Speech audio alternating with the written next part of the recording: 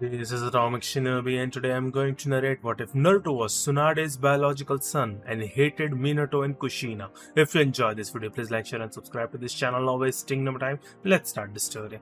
Shinobi and other late workers were in bars drinking the night away on this comparatively calm night with a clear sky and not a cloud in sight. It appeared that everyone was having a good time. Die Demon is joyful. Stop running, you killed my brother, was hurled at the young boy as he fled from a crowd of civilians down an empty street past an odd restaurant or bar. No, I didn't, leave me alone. The young child fled into an alleyway in the hopes of escaping the crowd, but his hopes were dashed when a shinobi in the crowd noticed him and yelled at the others. The same shinobi who had called him out pulled out a kunai with his left hand and slashed it across the boy's cheek, leaving a long, shallow cut that sent blood streaming down his face. For all of my fellow comrades and my loved ones, I shall make you suffer, he said. We did it, at last the demon scum will die. The boy huddled into a ball and said, but I never did anything, it's not fair. You're right, demon, I can't have all the fun. Anyone who doesn't have a proper weapon, take one for free, just torture the little bastard, the man said with a sly smile as he moved his right hand behind him. A moment later, he held up a pouch full of ninja gear. Many people applauded as the shinobi received pats on the back for his generosity. The civilian was flung into the air as a punch to his face literally destroyed it, killing him. Now what should I cut first? His eyes to stop crying, his tongue to stop his lies, or maybe W. What happened? Tsunade, what are you doing? The figure with the demon in her arms emerged from the shadows. A number of Anbu materialized behind the crowd, obstructing their way, saying, now die for treason, against the Hokage's law. Protecting my son, now since I already know my question, Anbu. A blade sliced the woman's throat, causing her to fall dead. You are the traitors for protecting that D. Don't worry, little Naruto, mommy's here now, Tsunade said, pushing her son's head between her breasts. Naruto nuzzled his head as he fell asleep, exhausted. After 5 years, Naruto, who had 2 bangs and long blonde hair that ended at his shoulders and was tied in a ponytail, was seated in a class on the 2nd floor of the Ninja Academy. He was dressed in a short gray sleeveless kimono with the Senju symbol on the back, Anbu pants, and standard shinobi sandals.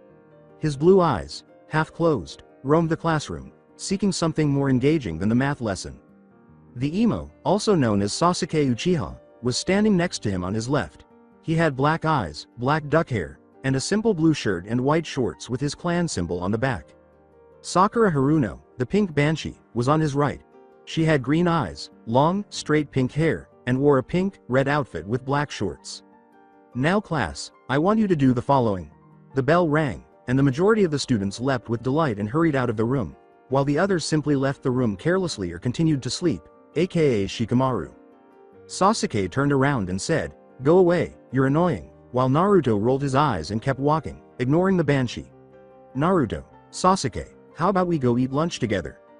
Am I not pretty enough or something? Maybe Ino has some makeup? Sakura sighed as she headed to find Ino. Come on you guys, don't you want to do something? That is not sitting around, we could play ninja or something, Naruto said to Shikamaru as they watched the clouds 10 minutes into lunch. Sasuke sat quietly with his eyes closed and Choji was eating some chips. Shikamaru sat up and said, too troublesome, but I suppose I could play one game. Sasuke sighed, I don't play little kids games. It would be fun, but what is the point if our test to become real shinobi is after lunch? Naruto got up. I'm going to get some stuff so I can celebrate when I pass the test. Sasuke laughed. Like you can pass? Bet you don't know a thing about hand signs or weapons. The two glared at one another before departing after Naruto laughed and said, say that again when you're at the top of the class, like I am, but it is too late now, I will always be the most skilled. Following lunch, Naruto slammed his head against the desk and said, this is so boring, I think I'll just go to sleep. Want to sleep on my lap? He glared at her, telling her to, come on, and, fuck off, you're annoying. She patted her lap, not understanding. With a smug grin, Sasuke approached them and said, Naruto, you're next. Good luck, he said cynically, and Naruto repeated it as he passed the Uchiha.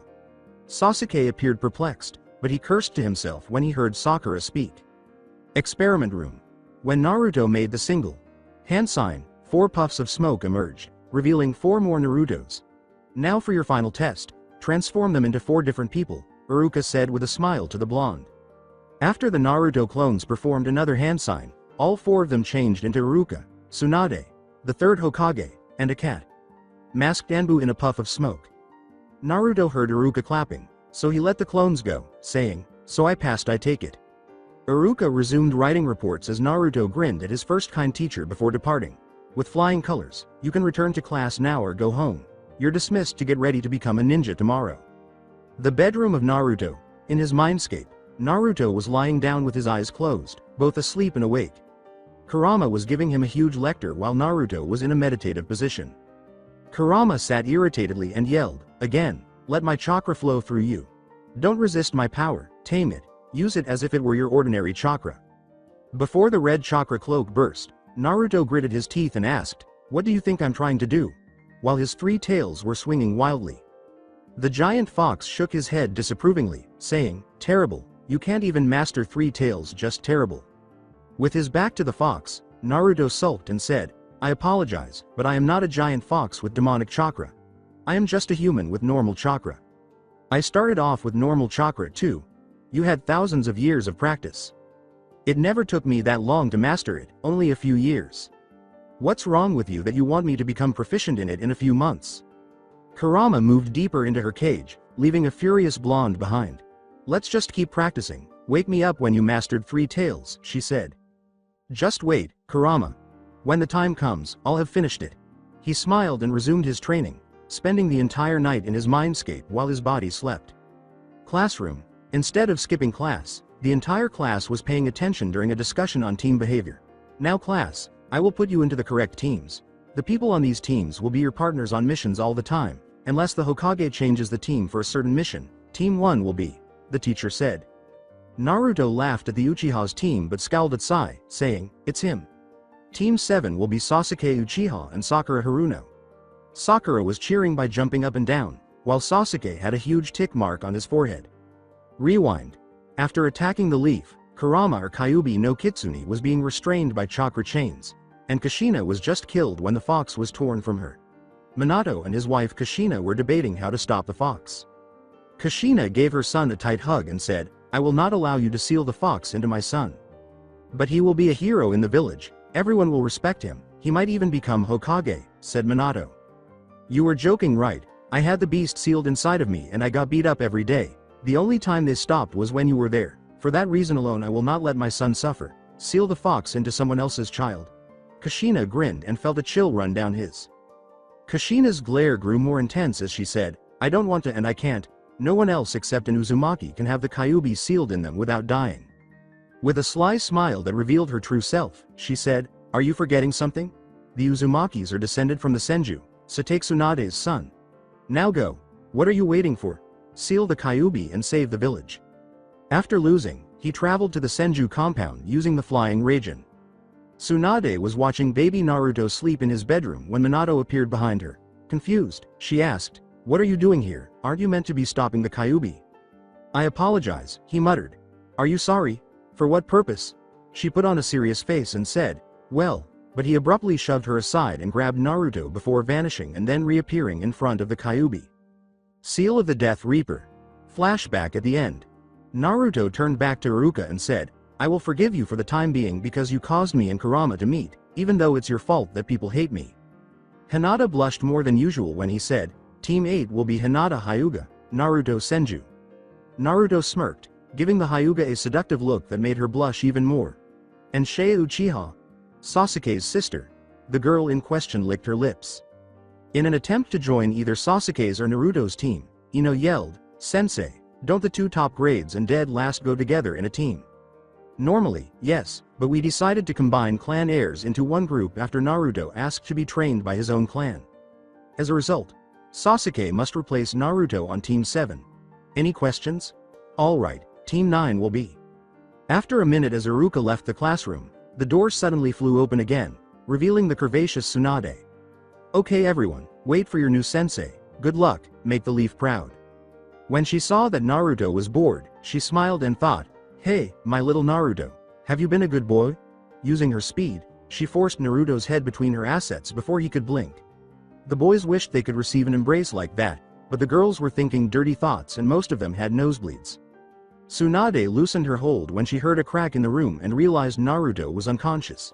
She laughed uneasily and said, "Team 8 will be on the roof in 5 minutes." Tsunade cleared her throat before continuing, "My name is Tsunade Senju. and my likes are Naruto, healing the injured, and sake. Team 8 was seated on the roof. Alright guys, we shall start by introducing ourselves. I will go first. I don't like paperwork, hangovers, or people who harm my family. Drinking sake and embarrassing Naruto are my pastimes. In the future, I hope to go, she said, pointing to Shea, to rid the world of perverts. Alright, my name is Shea Uchiha, and I enjoy training with my mother, my friends, and my mother. I don't like my brother and father because they're power hungry fools and perverts. My goal is to improve the reputation of Uchiha, and I enjoy training with my mother. She gestured to Hinata and said, next. Tsunade nodded before turning to face Naruto. My name is Hinata Hyuga, and I enjoy spending time with my friends and family.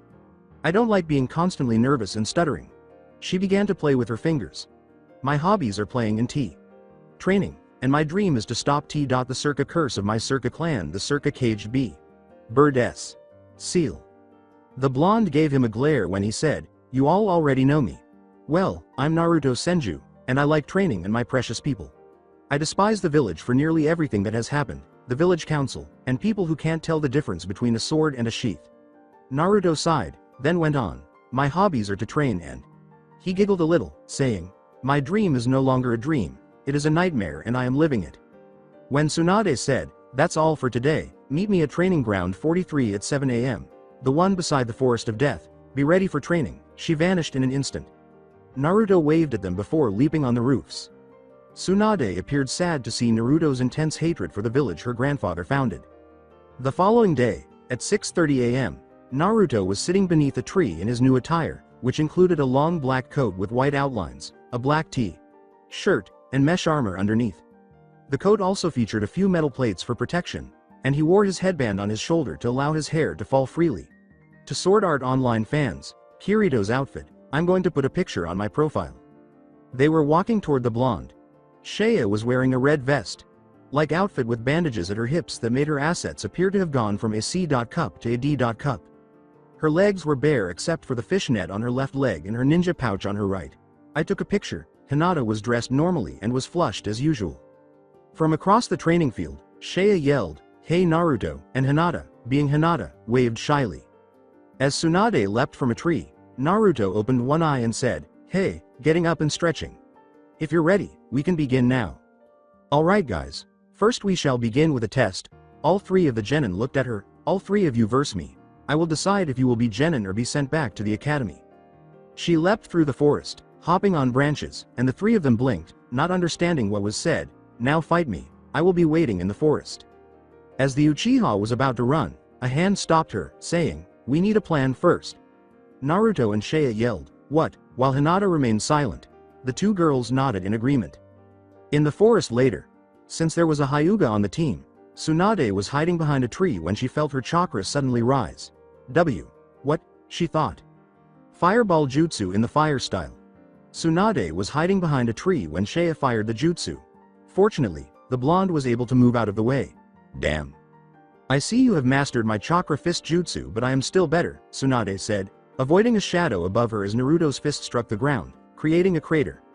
Naruto accepted the challenge as they charged at high speeds and punched each other's fist. To his dismay, Naruto was sent skidding back 10 feet and then landed on his knee as a shockwave shook the ground, demonstrating the power behind the chakra fist. However, he smiled because he dropped a smoke bomb at the last second. She felt gentle hands strike her and cursed herself for being a fool for kicking Hinata before more chakra points were closed. He can't see in the smoke ether. Crap, she said. I can't match Tsunade's strength unless I use my three-tail mode, but I can't use my ace yet. Naruto gritted his teeth and said, oh yeah, I can beat her in this. He made a few hand signals and his hands glowed blue, giving the girls a look that they knew what he was planning. Shea quickly threw shuriken, giving the two a chance to get away from Tsunade. Phoenix Flower Jutsu in the fire style, Palm Wind. Tsunade leapt out of the way, just where Naruto wanted her to, but as she was about to land, he grabbed her ankles, causing her to fall to her knees. I think we win, mother, she said. Yes, you guys were amazing, and another thing, when we are on a mission or training, I am not, mother, I am your most kind loving teacher. She cracked her knuckles as he gulped. Now you all pass, it is time for training. 5 months later, during the months that Shea had unlocked her Sharingan with 3 Tomo spinning wildly, Hinata had boosted her confidence, which helped her train better and make her stronger than ever. Naruto's muscles were now toned to the perfect balance for a shinobi, and with that new strength his speed is now tenfold as he could manage to keep up with Rock Lee. In addition, he has secretly mastered 5 tails.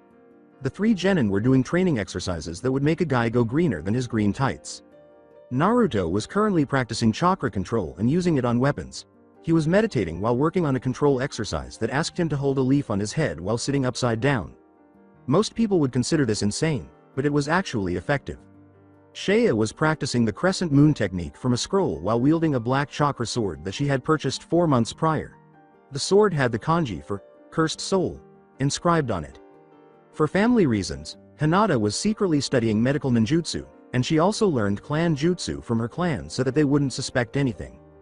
Tsunade emerged from a whirlpool of leaves and said, "Okay team, it's time for your first mission." "Sorry, but I don't want to catch runaway cats like the other teams," Naruto said quickly, stopping his chakra from falling from the tree. After spinning around, he landed on his feet.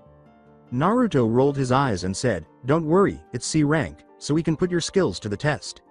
Tsunade scowled at them while clenching her knuckles, saying, "But Sensei C rank is still bad, the best there is to fight a small group of bandits."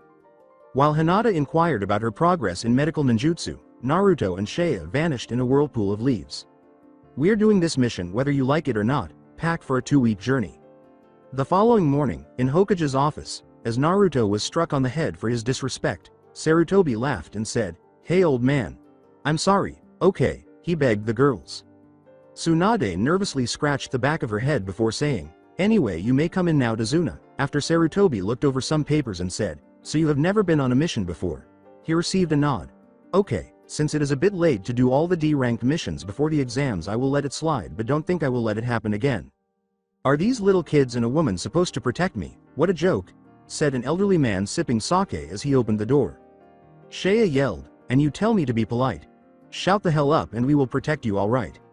With a, sure let's go, he left the room, moving toward the surf. Everyone but Tazuna was thinking about the puddle they had just passed as Team 8 strolled leisurely along an empty path, discussing what Tazuna was doing in the wave. Shea whispered to the pale-eyed girl, "Hinata, how strong are they?" As the 2 puddles in the line rose in a little puff of smoke, 2 Chunin attacked them with 2 gauntlets that were chained together. The 2 were about to run at them when they felt a piece of cold metal touch their necks. "Chunin by the looks of it, how about we ignore them?" Both Naruto shadow clones had cold sweat streaming down their backs as they held kunai and touched their necks, saying, "Don't move. Who are you and why attack us?" The clones puffed into smoke, not because they were dispelled but rather because they were cut in half by a giant cleaver sword. "We are the Demon Brothers and we were hired to kill the bridge builder, that's all I swear. Please let us go," the clones said. A tall man wearing combat pants, no shirt, a bandage mask over his face, and brown hair jumped next to the sword and raised it on his shoulder, saying, "You are useless getting beat by a genin." Zabuza Momochi, the demon of the hidden mist, what a surprise. Tsunade approached the group from the front. "Hinata, protect Tazuna. The silent killing won't work if you can see him. Naruto, Shea, deal with the Demon Brothers, I will deal with Zabuza." He vanished in the mist behind Tazuna, saying, "It's over." With chakra in his legs, Naruto was able to save both Hinata and Tazuna by stabbing Zabuza with a kunai, saying, "Well, I am honored to be known by the legendary Sanin and best medical ninja alive, but you're good for a genin, but face me you die." Zabuza's water clone returned to water as the real one cleaved Naruto in half, but Naruto also seemed to be a water clone. Everyone, including his own team, was shocked to see how quickly Naruto was moving. He put a kunai to Zabuza's throat and said, "That was so obvious, nobody needs a Sharingan to copy what you did." Zabuza then burst out laughing. "You must be quite dumb, saying something like that with eyes like those, but even if you can copy me, a mere copy can't compare with the original." Naruto was perplexed when he said, "Eyes like those," but he stopped when Zabuza appeared behind him. He cut the clone's throat slightly, dispelling it, then ducked under the enormous sword but was kicked in the gut, sending him flying. "This kid is strong, but how is he this strong?" Naruto asked himself. Zabuza thought, "How can a genin be this strong? I know some are gifted, but not this gifted." He was about to kill Naruto when he landed, but he was stopped when Hinata used a wind palm to stop him. "That's it," Zabuza said as Naruto landed in the water. "Water prison jutsu, or water style. You should have known to get out of the water fast since I am a water ninja. Now to deal with the other pests," Zabuza grinned, aware that the strongest genin might have been trapped. Water style what? Arg, what the hell? Zabuza let go of the water prison jutsu and leapt back, glancing at his now burned hand. How did you? What the hell is that? He asked, glancing at the blonde with the red chakra covering his body and one tail swinging behind him. Tsunade, who was anxious about Kyuubi escaping in the current circumstance, prepared a seal and said, "Don't do that, Mo." Tsunade-sensei. He smiled and said, "I was planning to surprise everyone later on, but I guess I will show you. This is my ace, my chakra cloak." He laughed, and she heard him say, "B. but the K." She flinched when she heard her own son telling her to stop talking, saying, "Now Zabuza, it's time to see who will die. I wonder which demon will survive. This is my power, I am under control, and I want this to be a secret, understand?" They both grinned. He made a few hand gestures that Naruto precisely mimicked, saying, "Kid, you are strong, but I have been killing before you were born." Both of them yelled before the water transformed into two dragons that collided. As the water fell, Naruto and Zabuza were attempting to defeat each other, with Zabuza using his enormous sword and Naruto using a kunai bolstered by Kurama's chakra. However, they were at a standstill until Zabuza exerted a little more strength. As two more tails appeared, Naruto felt the chakra surge into his body and said, "Kurama, 3 tails." In all seriousness, Kurama said, "Naruto, your body can't handle any more chakra. Finish this fight now." Naruto nodded. Hinata was trembling in terror during the battle because the chakra and killing intent were so dense that they were choking her. Shea, on the other hand, barely managed to remain strong, but she was more interested in Naruto's eyes as they changed from their typical blue to what appeared to be a mutated Sharingan. Now, Naruto's eyes were all red, even the whites of them. His eye had 3 circles, and each ring had 3 tomo surrounding it. All in all, it appeared to be 3 Sharingans in one eye. Even the demon brothers stopped struggling and just stared at Naruto, and only after 2 Senbon pierced Zabuza's neck did everyone on Team 8 unfreeze. "Thank you for weakening Zabuza," a hunter ninja said, leaping to pick him up before Shun shining away. Everyone let out a sigh of relief when it was over, and Naruto collapsed unconscious from exhaustion. Naruto. Everyone, including Tazuna, rushed to him out of fear that he was injured. "Don't worry, he has just pushed his body beyond his own limits," Tsunade said as she picked him up and held him in a bridal style. "What was that circa chakra, S-sensei? It was too dark and too bright to use my Byakugan," Hinata said, twirling her fingers to convey her anxiety. Tsunade looked at Tazuna and said, "I can't tell you. Do you have a place to stay?" Tazuna nodded and moved forward. Without receiving any information, Shea sighed and said, "But sensei, you should know, he is your son after all. And what is with his eyes, what are they?"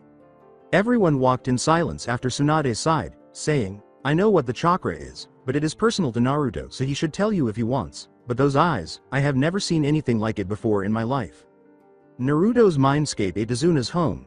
Naruto yelled at Kyuubi, who was in her human form and feigning reprimand, "What the hell, you said I would be able to handle 3 tails, but then I just collapsed." Naruto muttered a few things about the fox. "Well, sorry, you can't handle it anyway, I said for the fight, not after the fight." "Shut up, now we have more important things to talk about, your eyes," he said. "Eyes? What are you discussing?" He looked at the water on the floor, seeing his own reflection. He crapped himself. "What the hell? These look fantastic. Is your chakra causing this?" "All right. Partially, yes, more like influencing your power. You have my mother's eyes."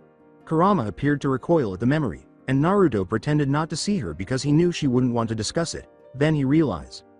"You have a mother, when you are an immortal being that has apparently lived forever has a mother." His face was dumb. "I guess I can't hide it. My mother is Queen Jubi, ruler of all demons, or as you humans call her, 10 Tails. The demon that faced the Sage of 6 Paths." Naruto appeared confused but kept her mouth shut. "You humans tell the stories about how the sage beat the Jubi, but that could not be more wrong. They were lovers, not enemies. But I am not going to bore you with the story, so anyway, you may have the strongest eyes in existence, but right now their level of power is just above an average Sharingan." For once, Naruto asked with interest, "So how do I get them as powerful as you say? Not to mention you have not told me the power I will get?" "Tell you what, I have a little deal for you. I will train you everything I know as fast as I can, and once I have released me and my sisters from all Jinchuriki," Kurama said with a smile. "Won't everything I have been taught go to waste once I can't use any demonic chakra, and don't Jinchuriki die with their tailed beast being extracted?" he said with his arms raised. "With those eyes you will live extraction, and since you already had demonic chakra forced into your system, it will stay there like normal chakra. So what do you say, be the new Jubi or be powerless like everyone else? He smiled and gave the fox a hug in human shape. Here is your reward for choosing the right answer and to say sorry for before. Naruto was sent flying by a nosebleed after she clicked her fingers and her clothes burned off, leaving her nude. You like this, don't you? She asked, laughing at him. Since I am a fox, you can't seduce me, but... Kurama began to jump, her double D breasts spreading everywhere, which increased Naruto's blood loss. Fortunately, his mind thought, better than your ICHA paradise, isn't it? Time to wake up, Naruto, she said, clicking her fingers once more to bring her clothes back to life. Returning to normal, before he could open the door, Naruto fell to his knees and said, hatred and pain is the only thing in this world. Let it consume you. Who was that? He asked, rubbing his head before he sighed and opening the door. Naruto opened and closed his eyes slowly, adjusting to the light. As Shea and a small boy were yelling at each other, Tsunade and Tazuna were merely laughing at their immature behavior. And Hinata was the only one who noticed him and patted on a cushion, inviting him to sit down. He wished he had never opened the door. Even when he sat in front of them, they failed to notice him. It took 5 minutes for everyone to notice Naruto, who merely said, hey, until Hinata burst out laughing at a joke. What time did you arrive? Shea inquired. 5 minutes ago when you were arguing. Thought you would have noticed me walk by you. Naruto lied back on the floor looking at the ceiling. He said quietly, so what were why? Shea turned around in embarrassment and said, don't ignore me to talk to your boyfriend. You know what, forget it, go on then, go make out. The boy shoved her, tripped over her on the table, and covered her with her long hair, but it didn't help her because Naruto had to push her away when she was tomato red and had hearts in her eyes. Tazuna looked down and said, now back to business, be up early tomorrow so I can start on the bridge. The boy gritted his teeth and ran off, saying, sorry about that, Inari has been this way since his father died trying to stand up to Gato. The guest room of Tazuna, Hinata asked respectfully, so Naruto, are you going to tell us what that chakra on the bridge was? Shea was interrupted by, and what has happened to your eyes? Yeah, I will tell you, but you have to promise to keep it a secret from everyone else, Tsunade said quietly as she listened. The girls nodded, and Naruto then shared a portion of the story with them. Can you teach me that? Shea said, jumping on top of him as if to ride him, her hands on his shoulder pushing him down. I don't know why people see you as the demon, but I have to say, you did look good when you were fighting.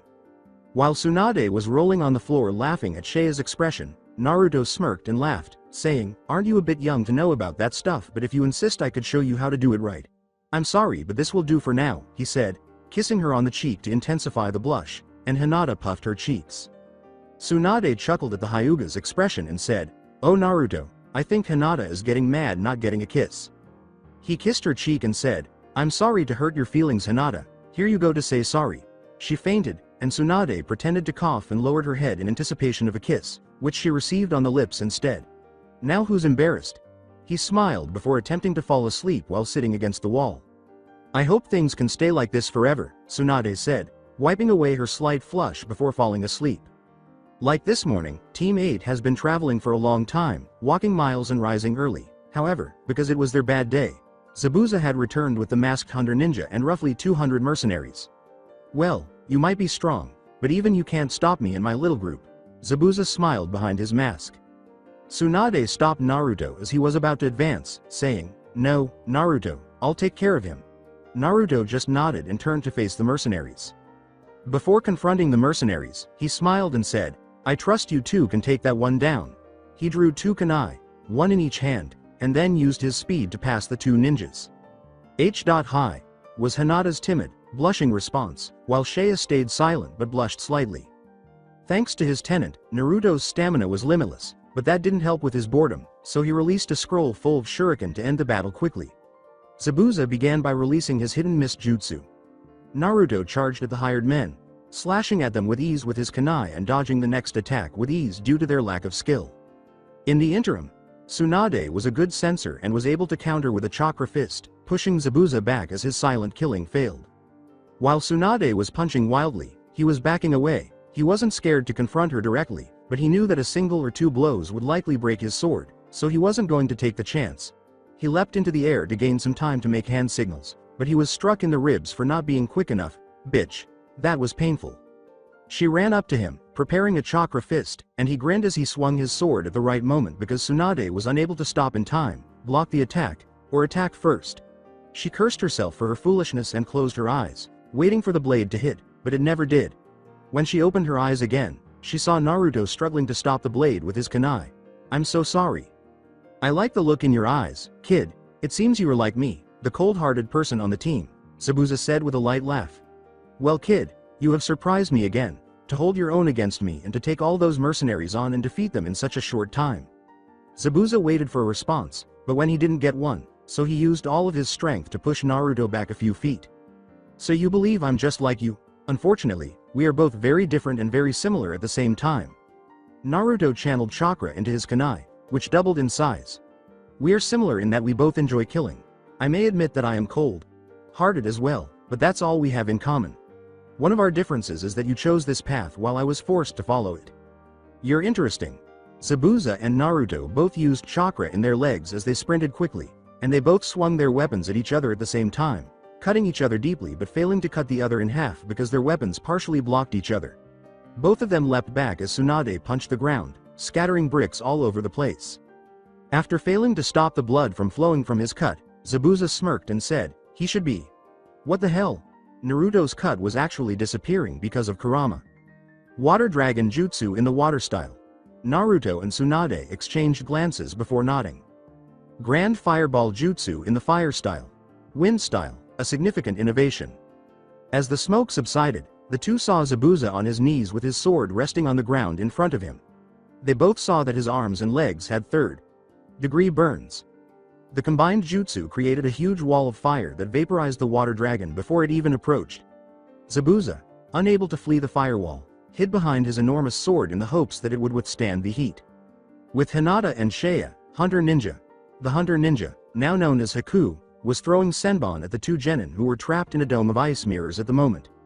Hinata was able to easily block the attacks with her 360-degree sight, but some senbon still managed to get past the defense, though not as much as Shea, who was covered in them but was still able to stand. The words, "I do not wish to kill you, please give up," were displayed on every mirror. "No can do," Shea said. "I have to prove myself a useful person on this team, and if I can't I won't stop trying." Hinata saw the senbon poised to shoot at her, but she was taken aback when the attack did not materialize.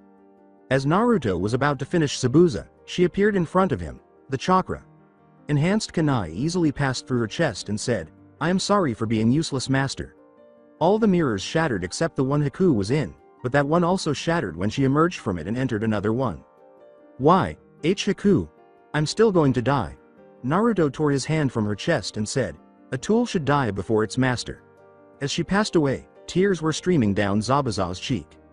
Zabuza crawled with his last remaining strength and eventually made it next to the dead Haku. He rubbed her cheek and said, "I hope if there is an afterlife, I can be with you." He turned to face Naruto and said, "Please kill me, let me see Haku again," but before Naruto could move, he had already passed away from his wounds. The rest of Team 8 was unaffected. Tsunade had suffered numerous deaths during her time in combat, and Naruto had killed any civilians who attempted to harm him when he could. He sighed before giving them a reassuring hug, saying, "Don't worry, everyone is always like this when they first see a dead person." Hinata and Shea ran towards their teammates but stopped when they saw the bodies, and both began to shake a little. Skipping time, after their mission in the wave, Team 8 was now making their way into the leaf. Tsunade had reported to the Hokage using a shushin, but not before informing them that the Chunin exams would be held in a week. The words, "I can't wait, this is going to be so awesome," made Shea jump with joy. "Yeah, I bet we will all make Chunin," Hinata nodded, sounding ecstatic. "What do you think, Naruto?" she asked. As they were walking, they came across a fight between Sai, the pink banshee, and a man in a black costume with makeup on his face. I guarantee that we will, but I don't expect you to go easy on me just because we are friends," Shea and Hinata said, smiling at the closed-eyed Naruto. "But for another thing, why can't I turn these eyes off? They're distracting too much attention." Sakura pointed to the man with the face paint and said, "What are you guys from the sand doing here? You are not allowed here without permission." The man picked her up by her clothes and said, "It is none of your business for why we are here, Pinky. Now stop annoying me with your crap." Sakura was speechless until she saw him, and Sai was powerless to change the situation. She screamed at him, hurting everyone's ears, "Naruto, help me, they are not allowed here." Naruto opened his eyes slowly, his tomo spinning slowly, and Naruto. Knowing that he detested fangirls, especially the loud ones like Sakura, he spat out coldly, "Don't get me involved in this. Fight your own battles or get your precious Sasuke to do it for you." He walked past the group as if nothing had happened, saying, "Oh, and Sakura, they are most likely here for the Chunin exams, so I think they are allowed here." He kept walking when Sai grabbed his wrist and said, "Help us, we need you or Sakura is going to get hurt." When Naruto turned to face him, he said, "Touch me again and I will kill you." He then released his arm from Sai's hold and turned to leave again, only to run into Sasuke with his Sharingan active and the two tomos spinning. "This is not my lucky day, get out of my way, I don't want to deal with you pests," Naruto said. The words, "You are calling me a Uchiha elite a pest idiot, the Uchiha are the strongest, and no, I will not get out of your way until you tell me about your eyes," made Sasuke grit his teeth. Naruto laughed and said, "The strongest?" Sasuke scowled and said, "And I do not tell arrogant pricks anything, just like you." Naruto passed the Uchiha but was blocked by him once more. "I don't think so, don't you remember the history lessons? The Senju beating the Uchiha founded the leaf." Naruto kicked Sasuke into a wall, creating a crater where he said, "I said, tell me about those eyes, answer me now, you are not going any." When the man in the paint threw Sakura to the ground, upset that she had been ignored, Naruto scampered off, leaving the other members of the group stunned. Team 8 scampered off to find Naruto, leaving Team 7 to wonder what the hell happened to Naruto and how strong he had become. 1 week is skipped in time. Hinata and Shea were fortunate to be seated early because they were early. "I can tell you about people's skills on these cards," Naruto said, looking over to see a silver-haired man dressed in purple and some of the academy's teams. Team 8 was in a corner of a room full of genin who were prepared to take the exams to become Chunin. He was so bored that he went to see what was happening and saw that Sasuke had asked to see his skills. The man known as Kabuto shuffled the cards, then removed the top one and set it on the ground. In the upper right corner, a picture of Naruto appeared. Naruto Senju is his name. 12 years old, rank, genin. Reserves of chakras. High cage control of the chakra, low jonin. Ninjutsu. Chunin mid genjutsu. Unidentified Chunin is high in taijutsu. Additional information. In taijutsu, try to avoid attacks. Blocking is pointless because of the high strength enhanced by chakra. The eyes are unknown, but they resemble Sharingan, so their powers may be similar. Advanced healing. Abnormally high stamina, and try to finish the fight quickly. "How did you find out so much about me? I am fairly certain that we have never met before, and you are not permitted to look through my files," Naruto said, standing behind Kabuto with a mildly intrigued expression. Even though Kabuto was perspiring, he was spared when the teacher said, "Follow me, genin, it's time for your first test," as she opened the door. "Room of examination, now let me explain how this test is going to work," said Ibiki, the instructor, looking around to see if everyone was paying attention. "If you are caught cheating, you will lose 2 points, and anyone who has 0, their whole team is disqualified." Naruto was sitting on the second row, the fourth last chair from the door. Hinata was literally in the middle of the room, and Shea was on the last row, the first seat from the door. He grinned at the responses from the genin, saying, "You may start the test." After quickly figuring out the test, Naruto grinned and went to sleep like a true Nara. "So if I don't do anything, I don't get any wrong answers, leaving me with 10 points, Naruto said. Unexpectedly, Shikamaru never understood the message and worked on the questions, most likely due to his nervousness. Hinata was observing everyone's responses with ease, and Shea and Sasuke were adjusting to a random ninja's hand gestures. After an hour, "Everyone, it is time for the 10th question, but before I give you it," Ibiki let out a cough. "Anyone who does not answer it correctly will never be Chunin ever, but if there is someone who does not want to take the question, put your hand up now and you can try again next time. Don't underestimate me, I don't quit, I don't run, you guys can act tough all you want. You are not going to scare me off, I don't care if I am a genin the rest of my life, I will still be Hokage one day," Sai said, raising his hand after more than half of the teams had given up and slamming it against the desk. As he looked around, Ibiki noticed that everyone was more confident. Impressive. Uzumaki said, "This is your last chance to go." He waited for a few seconds before saying, "You pass." At that point, everyone began yelling at him about how pointless the test was, until a woman with purple hair entered the window. "Hey Ibiki, it seems you were going soft, there are so many teams left." Ibiki sighed and shook his head, saying, "Anko, these genin are tougher than you think." Anko smiled as she searched for anyone interested in obtaining her. "Okay guys, I am your second instructor. Be at training ground 44 in an hour or you are disqualified," she said, winking at Naruto before vanishing in a cloud of smoke. "Another troublesome girl. Shikamaru and Naruto thought simultaneously. Everyone was signing a form stating that it was not the Leafs' fault if they died, and all of the teams that had passed the first section of the Chunin exams were standing outside Training Ground 44, the Forest of Death. After Anko and the assisting shinobi had given each person a scroll, she added, "Remember everyone, you need both scrolls and you must arrive with all your teammates. Now everyone get ready to start. Now that everyone knows the rules and everyone has given me your forms, it is time to give you a scroll." Naruto and Seiya nodded when Hinata said, "Okay guys, I think we should make a plan. I was thinking, Naruto, you should lead the group as you are the strongest close-range fighter," Hinata said. I think I know what you are planning. I would be at the back and you would be in the middle," said Hinata. Naruto grunted in agreement. "So basically we protect you while you find the scroll with your Byakugan. My to make a plan on the spot, what a smart girl." He cracked his neck. Time to get ready at last. Team 8 got ready to run as the instructors were about to open the gate to start. 3, 2, 1 go. The gate opened as the team ran forward going into formation. 1 hour later, "I have found someone with a scroll we need." Hinata stopped and jumped to the ground followed by the other two. Naruto stood behind her. "How strong are they?" "2 of them are mid to high genin level, and the other one is low chunin." Hinata kept her eyes on the team while Naruto and Seiya came up with a strategy. Naruto drew a kunai and Seiya unsheathed her sword. "Hinata, make sure we do not go into a trap." Then the two used a shushin. In the other team, "Why did I accept these exams? I don't want to stay in some forest," sighed the only girl in the team. "Will you shut up, you are annoying," the taller one of the group said, rubbing his temples. The girl started shouting at him while shaking him. "Both of you shut up, there might be near." The last member of the team spat out blood, then he fell over lifelessly. The two arguing members of the team stopped frozen in fear. Naruto walked towards them with the kunai that had killed their team member. "What is wrong? Why don't you try and stop me?" He sighed as they were too frightened by the bloodlust. He shook his head. "Ladies first." A sword ran through the tall man's chest, slicing his heart in two. He fell lifeless in a second, but it wasn't until Seiya withdrew her sword that he fell over dead.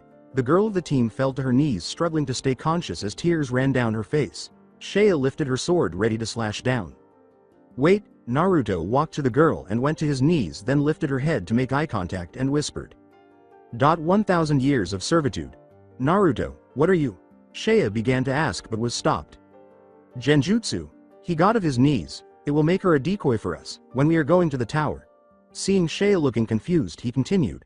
"The genjutsu makes a person a puppet that does what I say, but it does not last forever, and anyone who can dispel a Chunin level genjutsu can easily break it. That's why I killed the Chunin level ninja." Seiya gave a, "Oh." Naruto, "Seiya, I got the scroll. Let's go." Hinata interrupted their conversation. "We should go before lots of teams appear." Naruto nodded and made a ram hand sign, making the girl go in front of them, then Team 8 followed. Meanwhile with Team 7, Sasuke and Sakura were frozen with fear as the woman in front of them grinned and stared at them with bloodlust. As Sasuke reached for a kunai, the woman taunted, "Is that all you got, my little Sasuke? You can't even match your brother's shadow. Move, damn it, move, come Sasuke," he thought to himself. He managed to get the kunai and stabbed himself to end his fear. "You know Itachi, but how?" Sasuke yelled as he hurled a shuriken and then slashed at the woman, but she quickly retreated and hurled 2 kunai, one at Sakura and one at him. 2 more kunai stopped the other one before either of them could act, and they looked at the source of the kunai. Sai leapt from his branch to Sasuke. Sai smiled and said, "Need some help?" Sasuke gritted his teeth, realizing that it was true. "Or do I need to protect the precious Uchiha?" As Sai unsheathed his tanto, Sasuke grinned and snarled, "Okay, you can help, but don't slow me down." Sasuke was the first to act, jumping into the air and hurling a kunai, but the woman easily sidestepped them. Sai charged at her with 6 clones, all of whom slashed wildly and lacked much skill, so the woman easily blew them all back with a low-level wind jutsu before calling forth a snake. Before she jumped over him and sprinted in a burst of speed, moving around the trees like a snake. Sasuke jumped at her, kicked her twice but was blocked, and then jumped over her avoiding her kick. They ran at each other, and Sasuke kicked her face only to have it blocked. They began punching each other and were always blocked. Fortunately for Sasuke, his Sharingan was able to follow her. She attempted to punch him but missed, so Sasuke used a fireball jutsu to burn her to a crisp, or so he believed, as she went underground and attempted to grab him, but he jumped back. Sai, who had just killed the giant snake, charged at her with 10 clones, all of whom stabbed her at once, but she moved her body in an unnatural way, like a snake, to avoid the attack. She then punched all of the clones, dispelling them, and Sai was pushed back. The woman disappeared in a burst of speed at Sasuke but stopped when the shuriken landed in front of her. Sasuke threw shuriken with ninja wire attached while she was preoccupied. When the wire tangled with her, Sasuke pulled it, yanking her against the tree. Dragon Flame Jutsu, fire style. The fire spread across the wires, burning her. Sakura jumped to the rest of the team, and they all sighed, thinking it was over. However, he was too late, because the woman's neck grew and bit Sasuke on the neck. When she stopped biting and her neck returned to normal, Sasuke fell to his knees in agony, holding where he had been bitten. With tears in her eyes, Sakura yelled, "What have you done to Sasuke?" Using a shushin, Orochimaru vanished, and Sasuke fainted. "I have given him some of my power," she said, her voice growing deeper. "My name is Orochimaru and Sasuke will seek me out because he wants power. Now be a good boy and pass the exams with the highest score." At the tower 5 days later, Naruto was reading a green book created by the famous Toad Sage, but he usually read it in secret because Tsunade would find out and there would be cough. Painful. Cough. Consequences. Everyone was waiting for the next part of the exam because they were supposed to be doing it already, but there were some issues in the forest. When Hinata gained confidence and was able to use her secret weapon the Byakugan, which could see chakra and through objects like a certain blonde's clothes, she surprised everyone by becoming the biggest pervert. Shea was leaning on Naruto's shoulder, acting as though she was sleeping, but she was actually reading the book as well, though she wouldn't admit it. Everyone lined up with their teammates as the instructor called out, "Okay everyone, stand in an orderly fashion, we will have an extra test. Now, since there are too many people here to take the final test, we have to cut down your numbers," the instructor coughed, adding, "You will have to fight someone else and win to get into the final, but before that is anyone that wants to give up because of injury." "Sorry, I can't continue," Kabuto said, raising his hand. The instructor nodded, and Kabuto walked away. Then he turned around and walked to an indoor arena, saying, "Everyone not fighting, go on that balcony with your sensei. The fights will appear on the board at random, so wait your turn." "Anyone else?" he asked after a few seconds of waiting. "Good, now follow me." When both shinobi were prepared, the instructor put his hand down and jumped back, saying, "Start." The board then glowed, and 2 pictures with their names underneath them appeared. Naruto Senju vs Ino Yamanaka. "Naruto, there is no need to hold back," she said, letting her fangirl side take over. "I will prove to Naruto that I am the only girl for him." He chuckled lightly and said, "Good thing you said that, I am not good at holding back." In an attempt to gain the upper hand, Ino threw 3 shuriken, but to her surprise, Naruto simply stood there, grabbed the shuriken with his index fingers, and threw it back. Naruto yawned before approaching her, and she ran towards him while wielding her kunai like a sword. She attempted to stab him, but he grabbed her hand. Ino used a kunai to defect 2 of them, but the third cut her arm. How can you do that?" she asked. Boredom gripped her hand as he said, "I will give you 1 chance to give up before you get hurt." She began coughing up blood and dropped her kunai, which Naruto caught after he sighed in disapproval. "I can't do that, I will prove I am strong," he said, adding, "and I can't look weak in front of Naruto, Sasuke, and the massive forehead." She collapsed to her knees and looked up to see Naruto above her, his kunai glowing blue with chakra, slamming it into her shoulder as she screamed in agony as he prepared to finish her with a chakra fist before vanishing in a cloud of smoke. "I did give you a chance, but you chose the wrong option," she said. "What kept you going? Why injure her more when you already knew you had won the match?" Asuma asked. With a dark smile, Naruto said, "Don't even try anything. I don't need to answer to you, to me you are a nobody, a nothing, a speck of dust not even worth my time." "What an idiot going for me here," Asuma said, setting Ino down for the medics and approaching Naruto as he was about to grab him. "Oh well, only Kakashi or Neji will be able to see this smoking retard in a genjutsu, and they don't have their eyes activated." Asuma endured hours of torture in a split second. Asuma blinked twice after being freed from the genjutsu. He was about to try to confront the blonde again, but he sighed and returned to his own team. "To trap a Jonin in a genjutsu, that's impressive. How did he learn to do that?" Kakashi said, narrowing his eyes. Naruto snapped his fingers as he ascended the stairs to his team. Kurenai sighed to herself, her cheeks blushing slightly. "He's nothing special compared to me, but in a few years, he could be the genjutsu master of Konoha, not to mention we would make a cute couple. I mean as comrades using genjutsu, that's all." The board began to change once more before Shea Uchiha vs Sakura Haruno was stopped. Naruto turned to Shea and said, "You won't need my luck for this." Shea smiled back at Naruto, who said, "Oh my, it seems like it's time for the fangirls to go to the slaughter." Naruto then leapt from the balcony to the center of the arena. Neji looked at the Hyuga princess and shook his head in disapproval of her behavior as Hinata yelled, "Good luck, Shea," louder than any fangirl, almost knocking Naruto to the ground. "Please, Hinata, return to being quiet and shy." Sasuke and Naruto both rubbed their temples in frustration as Sai and Lee cheered together, "Don't lose, Sakura. They may not bother me so much, but they are still annoying." "And start," the instructor jumped back, saying, "Shaw, I won't lose like Ino Pig, and I will show who the best kunoichi is." Fireball jutsu in the fire style.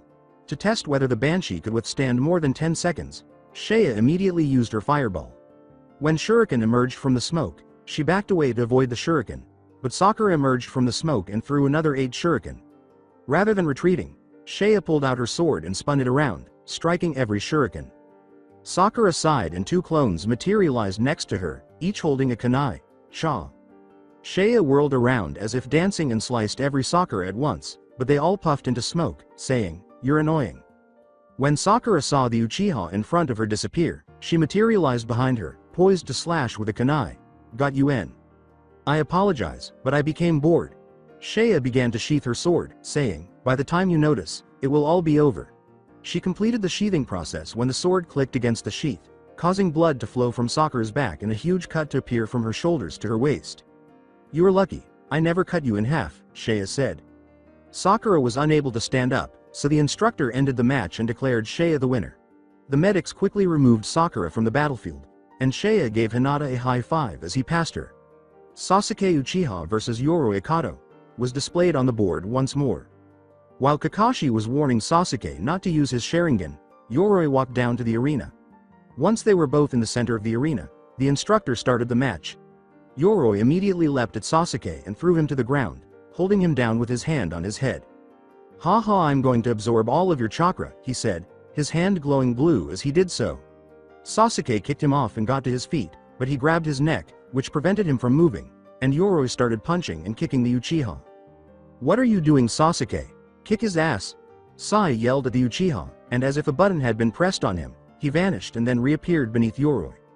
"I am going to borrow this," he said, turning around and kicking Yoroi, who was blocked but didn't see the kick from the other side. The match ended when Sasuke slammed Yoroi into the ground with his foot, and as he left, Kakashi dragged the emo off to seal the cursed mark on his neck. Hinata Hyuga vs Neji Hyuga was once again displayed on the board, and Neji grinned confidently, saying, "This will be easy." She blushed slightly when Naruto patted her head and said, "Show him the new you, Hinata."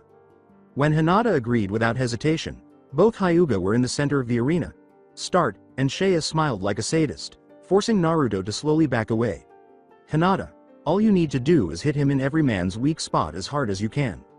Neji assumed his battle stance and said, "Lady Hinata, I would advise you to give up, you cannot win." "I think it is you that should give up, I am much stronger than before." Hinata also got into her battle stance. Both of them activated their Byakugan. Both of them started hitting each other, but it looked like they were just slapping each other. Palm wind. Hinata slapped Neji's chest, then he was sent flying. Neji gritted his teeth, "Sorry about this, but..." 0.8 trigrams 64 palms. 0.8 trigrams rotation. Neji fell on his back, then Hinata stopped spinning and looked down at Neji. "I am no longer the shy girl anyone can push around. I'm strong now." Neji got back up about to strike again, but he coughed up blood and fell to his knees. "I closed all of you chakra points. You were lucky to pull of that last jutsu. I won't be beaten that easily, it is not my destiny to lose." Hinata punched Neji in the face, knocking him over. "Can T move." Hinata Hyuga wins. The instructor called out, "I am not going to write about all the fights, too much effort, go watch the anime for the rest of the fights." Sai replaces Canon Naruto. "Alright everyone, listen up, you have 1 month to train for the finals, and in the final you will be watched by important people that might decide your future." The instructor coughed. "Your names are on this sheet of paper with your first match up. One last thing, if you are not on time for your match you will be disqualified. Your matches will start at 10, so be early." "Okay, first match, Shikamaru vs Tamari. Second match Sasuke vs Naruto. Third match Kankaru vs Dosu. Fourth match Sai vs Hinata. Final match Shea vs Gaara. Shino, you will fight the winner of the first match before we go to the second round." They all nodded. "You're dismissed." The following day, Tsunade and Naruto were standing in their own training ground. Now it is time to train. Since Hinata and Seiya are going to train with their clan, I think we should do the same. Naruto looked at her confused. I have never heard that the Senju have their own clan jutsu. Aren't we just good with elements? Tsunade smirked. That's why, I have this. She held out 3 slips of paper. These pieces of paper can tell chakra nature by putting a tiny bit of chakra in them. Fire nature burns the paper. Wind nature cuts the paper. Lightning nature crinkles the paper. Earth nature crumbles the paper, and water nature makes the paper soaking wet. He took a piece of paper. So we have no clan techniques then. She rubbed the back of her head sheepishly. Oh well. He put a bit of chakra into the paper. The paper split into 4. The first burned, the second crumbled, the third got wet, and the last went to dust. Both of them blinked for a second. Holy crap. 4 natures. Senju are naturally gifted in water nature. You might have got the earth style from your great-grandfather. The fire I am not particular sure, but maybe. Kyuubi has affected you in some way, but I don't even know what the last on is. She sighed. Well, I can teach you water style and some earth style, but I don't know fire or whatever that is. Naruto went in a thinking pose. Kurama, do you know what the dust element means? That's just your demonic nature. Don't worry about it, but you do realize you have all chakra natures, right? She laughed at his shocked face. Those 4 elements are just more dominant than the others. How can I have? He stopped when Kurama put her hand up. Your eyes have more powers than you think. I will tell you later. Naruto exited his mindscape. So I think we should start with water nature, if you're good at it. Alright, follow me. After a bit of walking they reached a waterfall. Now to start your training. First watch me. Tsunade sat on the water. Naruto watched in awe as the water flowed around her. Some of the water went over her head, making it look like she was in the middle of a water fountain. Naruto gulped. You expect me to do that on my first try? No, first of you must control the water you sit on. You see the water is flowing away from the waterfall. Well, all you need to do is make the water flow towards the waterfall. Naruto nodded before sitting on the water. 3 weeks later, at the Uchiha compound, Seiya was on her knees looking at her father Fugaku. Fugaku was laughing madly. Give me your eyes, Seiya. Be a good girl. His Sharingan active. Dad, why? She shuffled back. Oh, you want to know why? You really want to know? Well, if I have your eyes, I can save the Uchiha by ruling over the leaf. He walked up to her, not thinking clearly. He lounged at her but stopped when a skeletal hand grabbed him. I can stand you hurting me, but I will never let you touch my daughter, Makoto shouted at him, her Sharingan blazing, but her eyes were different. Instead of the usual 3 tomo, there was an octopus-like shape, with all the tentacles going clockwise. Why? You little bit. The hand crushed him, killing him instantly. Seiya could only watch in horror as the blood and her dad dropped to the ground. Seiya, circa, come here. She did what she was told and slowly crawled to her mother. Sorry, I will leave you like this, but I won't make it. Don't say that. My Tsunade sensei can heal you. Wait here. Seiya got up to leave, but Makoto grabbed her wrist. It's too late for that. Makoto gave a small chuckle. Well, I have never seen anyone get a Mangekyo Sharingan before a person dies. Going to say MS now. What do you mean MS? Seiya said with tears in her eyes. There is too much to say in so little time, but I want you to take my eyes. She covered Seiya's lips to stop her from speaking. Close your eyes, this will hurt a bit. 10 minutes later and Seiya was just looking at her dead mother, her eternal Mangekyo Sharingan coping the sight forever. Going to say MS now. Her MS was a star shape with 6 points and had her mother's MS design in the middle with a white circle in the center. It was the second match in the final round in the Chunin exams. Temari had won the first match as Shikamaru had given up due to his laziness. Naruto was standing in the middle of the field with a bored expression as the stuck-up Uchiha did not show up. Sasuke Uchiha, please present yourself or be disqualified, the instructor shouted. A few moments later, Naruto Senju went by. As on cue, Kakashi and Sasuke appeared in a puff of smoke. Kakashi gave a small wave. Yo. Hope we're not late. The instructor's eyes twitched. Good luck, Sasuke. Sasuke walked up to Naruto with an arrogant smirk. Sorry for the wait. The fight between Naruto Senju and Sasuke Uchiha can now begin. Start. The instructor jumped back at a safe distance. Sasuke activated his Sharingan, the 2 tomo spinning clockwise. With these eyes things will be different. I will show you the true power of the Uchiha. Sasuke threw 4 shuriken at the blonde, who merely sidestepped them. The duck-haired Uchiha ran towards Naruto going for a punch to the face. Naruto raised his hand to block but Sasuke disappeared. Sasuke appeared behind Naruto and punched his face while Naruto turned around, but his fist was caught. True power of the Uchiha?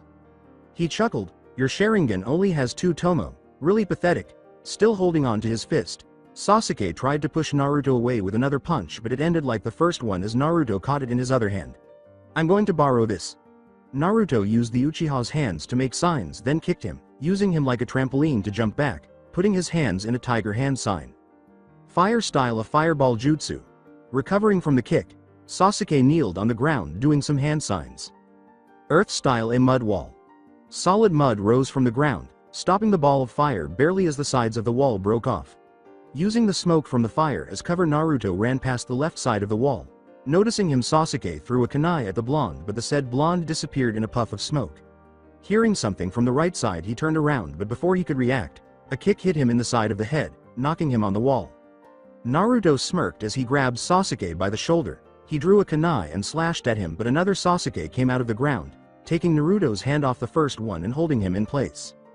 This is the original. A kunai dropped from his sleeve, grabbing it with his free hand. It's over. The Sasuke holding him turned into lightning. Sasuke took the opportunity to kick Naruto in the chin, then kick him in the stomach, sending the blonde back rolling on the ground. He got up, recovering from the kick, dusting himself off. You call me pathetic? Say that when you're standing and I'm on the ground. Sasuke went into his copied taijutsu stance. He chuckled darkly. To think I would need to remove them against someone like you. Naruto put his hands together in a snake hand sign. That's better, using gravity seals is too much work. So are you just going to stand there? Fine, I will go to you. He took out a single shuriken, disappearing in a flash, too fast for Sasuke to see. Naruto kicked him in the air and threw the shuriken at his leg. Crap, ninja wire. The Uchiha was pulled down to the ground by the shuriken wrapped around his leg. He was thrown up again, then brought down to the ground again. Naruto then span around, throwing Sasuke halfway up the wall. In the stands, sorry little brother, but my Naruto won't go easy on you. Shea gave a small smile, while a few others, namely Gaara, Neji and Sai, had narrowed their eyes at tough opponents, even though Neji was not even in the finals. They looked to see Sasuke's copied Hidden Lotus take Naruto to the ground, but like Gaara had done, Naruto turned out to be an Earth clone. Sasuke looked around to see Naruto come out of the mud wall that was made earlier. Sasuke gritted his teeth.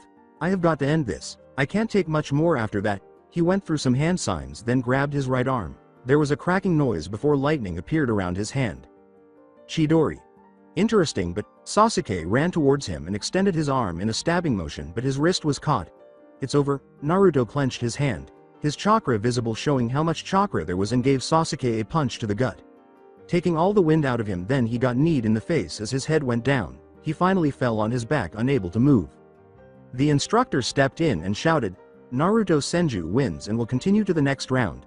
There was some clapping and cheering, but there were some who shouted insults, demanding Sasuke should go to the next round as he was the beloved Uchiha, as they forgot about Shea. Silence please. The instructor called out as Naruto walked away and Sasuke was carried away. Next match will be between Kankuro and Shino, as Dosu has not appeared and has gone. Excuse me, I wish to forfeit the match, Kankuro shouted out, making people complain. The instructor nodded. Shino wins by forfeit. Next match will be between Sai Uzumaki and Hinata Hyuga. The two of them walked down to the field, Hinata and Naruto smiling at each other while walking past each other on the stairs. Hiyashi looked at his daughter from the crowd, smirking at how she is not the weak little girl stuttering all the time, not paying attention to anyone else, not even his other daughter Hanabi.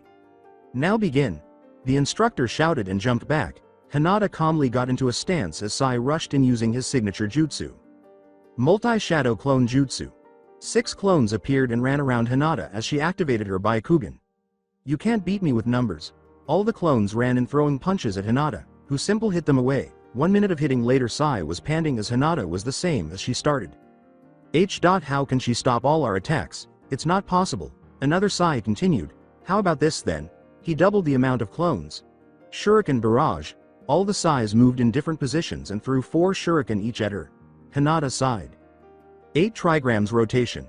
As the dome of spinning chakra covered Hinata, all the shuriken bounced off. When she stopped, she caught all the shuriken. I think you dropped something. She started spinning again. 8 trigrams shuriken rotation. Hinata used her usual attack, but shuriken was sent flying out of it, hitting all the clones and the original on his forearm. Give up now. Never. I will never be Hokage if I give up so easily. Just you wait. Sai unsheathed his tanto and ran at her, lifting his blade up then slashing down. What he did not expect was Hinata to use the palm of her hand to hit the base of the tanto, knocking it from his grip. 8 trigrams 64 palms. When Hinata stopped her barrage of pokes to his chakra points, Sai fell to his knees coughing up blood. I would advise Qing to get medical attention. It is not over yet. Sai coughed then turned into smoke. Hinata looked around. A hand came through the ground, hitting Hinata in the chin as Sai stood up. Blood was dripping from his hands after all the digging. I think I win this match, seeing Hinata lying on the ground. Do you really think I would go down after one punch? Hinata got up slowly dusting herself off, and it is me who shall win. Palm wind. Sai was sent fling in the air, he gritted his teeth seeing Hinata ready to attack again. C.Ken, T move crap. Wind crusher. Hinata kicked Sai to the ground cracking it, the instructor rushed in to stop the match. Hinata Hyuga wins. Medic team please take Uzumaki to the infirmary. The medics took Sai away as Hinata walked back to the stage looking at her father for a second before looking away. Final match of the first round, Gaara vs Seiya Uchiha. Both walked Seiya without a care in the world while Gaara had his "I'm crazy" face. Now begin. Both stared at each other until Gaara grabbed his head in pain. Kill kill kill. Seiya threw a shuriken at him but the sand came up protecting him then became a clone and threw the shuriken back. Seiya dodged in the air and backhanded the clone as the sand tried to trap her arm. She destroyed the clone with her other hand. I have got to admit my brother is weaker than me but he actually learned something good. She did some signs. You seen him do this technique but let me show you how the master does it. Chidori. The sand went in front of Gaara to protect him but she disappeared in a burst of speed appearing behind him. Gaara looked behind him. She's as fast as that other one. Seiya jabbed her hand into Gaara's stomach, her hand appearing out his back. She quickly withdrew her hand as the sand turned into spears to protect him. When she was at a distance the sand formed a sphere around him. Naruto looked with interest. Hey Kurama, you said Shukaku was the weakest of all the tailed beast, right? Yeah, what about it? Well, can Shukaku heal something that big? No, she has no healing abilities. In her full-tailed beast mode she is completely sand, so like a sand castle breaks apart just build it again. That makes no sense. Someone's coming. Naruto looked around to see an old man in his 60s. The man was wearing a white kimono and a black robe covering his right side. He was using a walking stick and had bandages on his left eye. Naruto Senju, that was an impressive match, you won. The man gave a half smile. Thank you, now cut the crap. What do you want with me, Lord Danzo? Danzo's smile turned into a frown he always wore. Let me guess, are you going to punish me for hurting your precious Uchiha? Well, go ahead, but I doubt you have any more punishments left. Oh, don't worry, I am not here to punish you. Well, not yet. He mumbled the last bit. It is quite the opposite actually. I want you to join my Anbu. Naruto chuckled. Why would I go with you after all you caused most of treatment I got over the year? Now you must understand, it is not me that treats you, it is the civilians. Naruto turned back to the match but was still listening. Now back to my offer, what is your answer? No, not yet anyway. I will never join your little group. Tell you what, Danzo's interest peaked. If you manage to keep the council off my back forever, I promise you I will join. It shall be done. I will contact you in a month. Danzo walked away grinning. You will be mine, precious Jinchuriki. Now that I have the council off me, the first part of the plan can start. Naruto turned back to the match and saw feathers falling, asking, Genjutsu? Looking down, Naruto saw the sand siblings leap away using Genjutsu. I guess they're responsible for this, but I have to say this is perfect, Naruto said. Naruto nodded and then leapt after them, saying, follow them, now. In the woods, Shino and Shikamaru joined Naruto as he caught up to the siblings. Shino held a bug on his finger and said, someone has to slow down the enemy behind us. They're catching up fast. We will lose them if we all have to fight. Shikamaru declared, I will do it, drawing some surprised glances.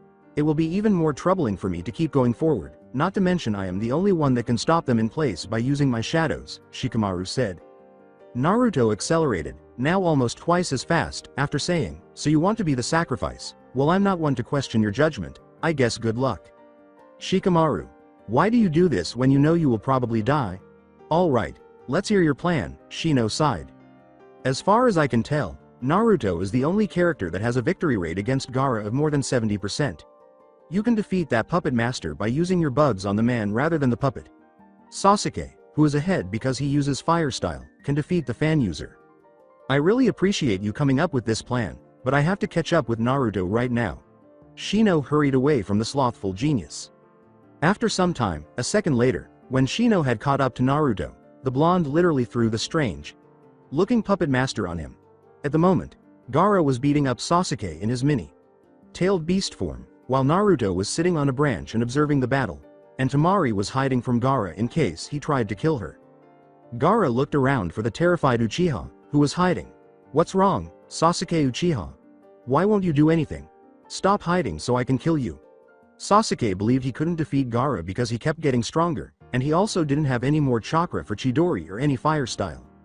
Naruto dropped from his branch in front of Gaara, who was only a few meters away, saying, "Why do you want to kill him, Shukaku? He is not even worth crap. Wouldn't I be more interesting to kill?" Gaara took one step before collapsing to his knees and sobbing in agony as the sand encircled him. "Naruto, get some help," was said by a huge gray raccoon-like creature with black markings all over its body and golden eyes with a cross for a pupil when the sand had subsided. Naruto then performed a few hand signals before slamming his hand, calling forth jutsu. A giant seven-tailed fox yawned as the smoke from the summons dissipated, clearly not thrilled to be called. "What did you want, Naruto? Do you need to learn how to mate with Mistress Kurama?" the fox asked. Naruto patted his stomach where the seal was and said, "Shut up, you are only jealous she's in me, not you." As Kurama laughed hysterically in a pool of blood that poured from her nose as she considered mating with Naruto, the fox closed its enormous mouth and said, "It's the guy that's meant to be in the girl, you blonde retard." Kuyu grunted in agreement so he could go to bed earlier. "Now, Kuyu, be a good boy and fight Shukaku like you meant to." In contrast to the fox group, Gaara was conversing with Shukaku, or Mother as he called her, about a topic related to the battle in front of them. "Mother, don't you want to be free? You can kill everyone at once?" "No, I will not go out there to face someone like him. He has the eyes of my mother." "But you are invincible, Mother, you are the strongest ever." Gaara emerged from his mindscape and said, "No, I'm not going to fight now. They're coming." However, his sand blocked the incoming claw strike. Naruto stood on his head, watching Shukaku, and asked, "So Kuyu, any ideas on how to stop the massive sand castle?" "What, you never had plans to beat Shukaku? What kind of idiot are you?" Kuyu grumbled. "Fine him. Beat up the redhead Jinchuriku.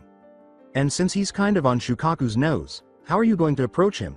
Naruto rubbed his temples and said, "Just get close, I'll think of something. I know you have tails, but I don't think you qualify for the title of tailed beast."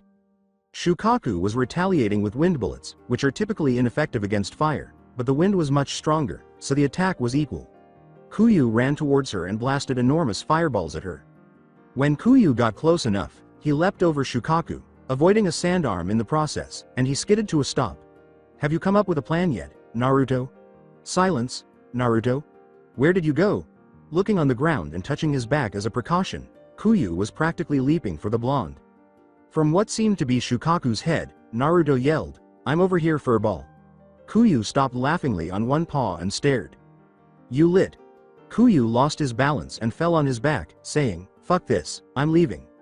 He left in a puff of smoke, and Naruto started to perspire before returning to his battle. At this point, Gaara had caught Naruto's hands in sand, and the two were just staring at each other. "Are you prepared for this, Kurama? Well, let's finish this up, it's about time." When Naruto lifted Gaara's shirt and used his other hand to grab his seal, which was now visible on his stomach, his eyes glowed in the Tomo span at high speeds. Naruto was covered in Kurama's chakra, and the sand on his arms melted off like butter. Change of scene. Naruto was the first to break the silence as he and Gaara stood in front of each other, not a single inch moving. The same was said for Kurama and Shukaku, who were also motionless. "Shukaku, I will be taking you." Shukaku shot a wind bullet at him, and Naruto clicked his fingers to destroy it. "Oh hell no, I will not share a cage with anyone. I am in control of this mindscape no matter how powerful you are. To me you are an insect," Naruto sighed. "Look, you don't have to share a cage, you don't actually have to be in a cage at all. You see, Kurama isn't." Shukaku raised his eyebrows. "What's the catch? You want something, don't you?"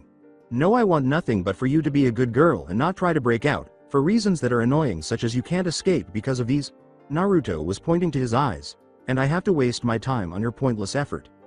When Gaara's request to "Mother, kill them" went unanswered, his sand gourd turned to the sand and attempted to murder the blonde, but Shukaku's tail stopped it. Naruto made the tiger hand sign and Gaara vanished, saying, "There, now you have no connection to him and he is gone. Don't worry, you won't be in his crazy body anymore. I can understand if he is annoying. Kurama slapped her face as Shukaku sheepishly rubbed her head and said, well, actually I may have made him a bit mad with my chakra. She simply shrugged her shoulders when asked, why would you make your container so annoying to live in? Shukaku puffed smoke as she transformed into her human form, which was about the same height as Kurama, with shoulder-length sand, colored hair, gray eyes, and nothing on. Naruto was fortunate not to go flying back with a nosebleed, but there was still blood. I sleep a lot, now this feels awkward being so much taller than both of you. I apologize for my attire, this is the first time I've changed so drastically in front of men, let alone so successfully. Something, she said with a sheepish laugh. With his hands over his eyes, Kurama yelled angrily, look at me, Naruto, don't look at her. She received an understanding nod and said, and well, I beat her in a contest of size. Before Naruto could ask why, she held up her breasts as if they were a prize. Really Kurama, are you still annoyed at me? Naruto managed to get away from Kurama and looked at Shukaku with a suspicious expression. Oh, you want to know why she is annoyed at me? It's simple, really. Kurama believes that the more tails a tailed beast has they are stronger. The two buttheads arguing over who was superior said, well, Naruto, who has the better body, it's me, right? They both stood over him, and at that moment, he gained control over the mindscape. Yours are only big, mine are all about the feeling, see they are so soft. I'm sorry. I'm not sure. The two demons exchanged glances before positioning him in the center of them and massaging him. Who's better then? Both continued to rub. Normally, any man would be content in that circumstance, but the amount of power they were using to rub him was literally killing him. Fortunately, he lived, or else this story would have come to an end. The outside world. After the lengthy fall, Naruto arose shakily from the fall and the unexpected spike in power, while Gaara was panting as if his life depended on it. The entire time in the mindscape had only lasted a second in the real world. Naruto looked around to see Shukaku crumble into sand because Gaara no longer had Shukaku. I know the only way to take them from you and let you live, so you really are lucky that I took your tailed beast away. Naruto closed his eyes and fell back, expecting to hit hard ground, but he was caught. When he opened them, he recognized the blonde. Temari, you remained present. Naruto nodded and Temari let her tears fall. What you said a moment ago was true. Did you really take the demon out of him? Temari said. Thank you. Why? You made my brother normal. He won't be treated badly in the village again. Before Naruto put a finger to her mouth and said, Temari, don't tell anyone else what I am going to say, she continued to babble. Skipping time. Since he was hurt in his battle with Orochimaru, Naruto stood before the council without the presence of the Hokage. Although the elderly man was fortunate to live, his injuries could only last him a month because not even Tsunade could save him. Do you know why we brought you here, Naruto Senju? Hiyashi exclaimed. Naruto responded, drawing a lot of attention, particularly from a middle-aged woman with pink hair. Well, let me guess, there isn't a Hokage, so did you want me to take the old man's hat and sit in his seat? The woman yelled at him, nice try, demon, like we will never let you become Hokage, you piece of crap, to which he received some applause and some sighs of dismay. Naruto smirked and said, since you treat me the way you do, I was wondering why I should follow this village's rules. He laughed loudly and raised some eyebrows. You call me a demon because of Kyuubi and you can't kill me unless you want to deal with the giant fox, but you try to kill me anyway. While those who had nothing against Naruto were concerned but unsurprised if he had lost some of his sanity, those who detested him were clenching their teeth in rage. You know I can make you die today, they said. You can't beat Anbu demon. Danzo's expression remained grim as he said, shut up all of you. Back to the reason we summoned you here, Naruto. Some of the council want to punish you for attacking the last loyal Uchiha.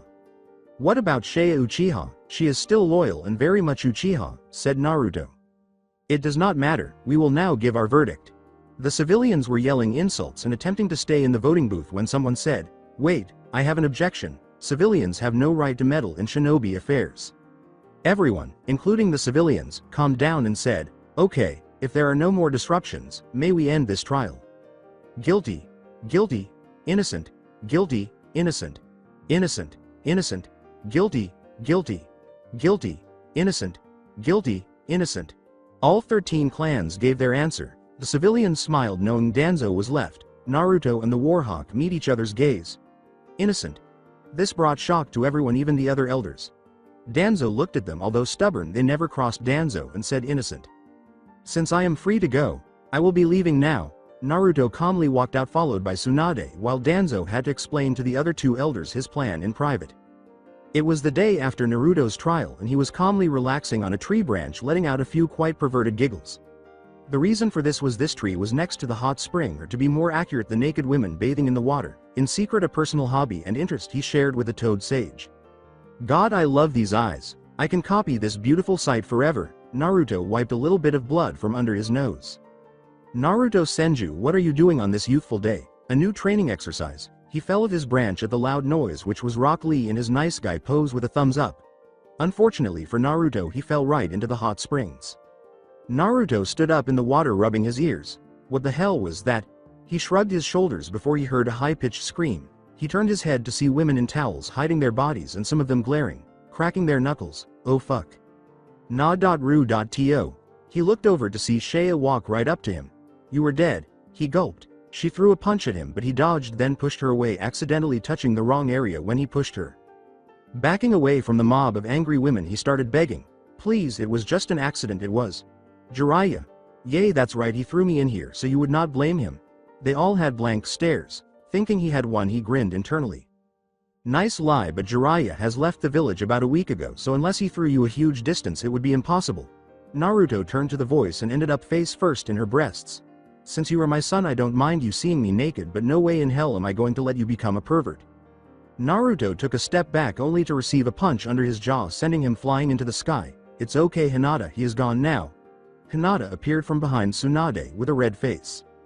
Somewhere in the forest, about 2 hours later, Naruto managed to get up after his fall and stretch before starting to walk. Your youth is amazing, Naruto Senju.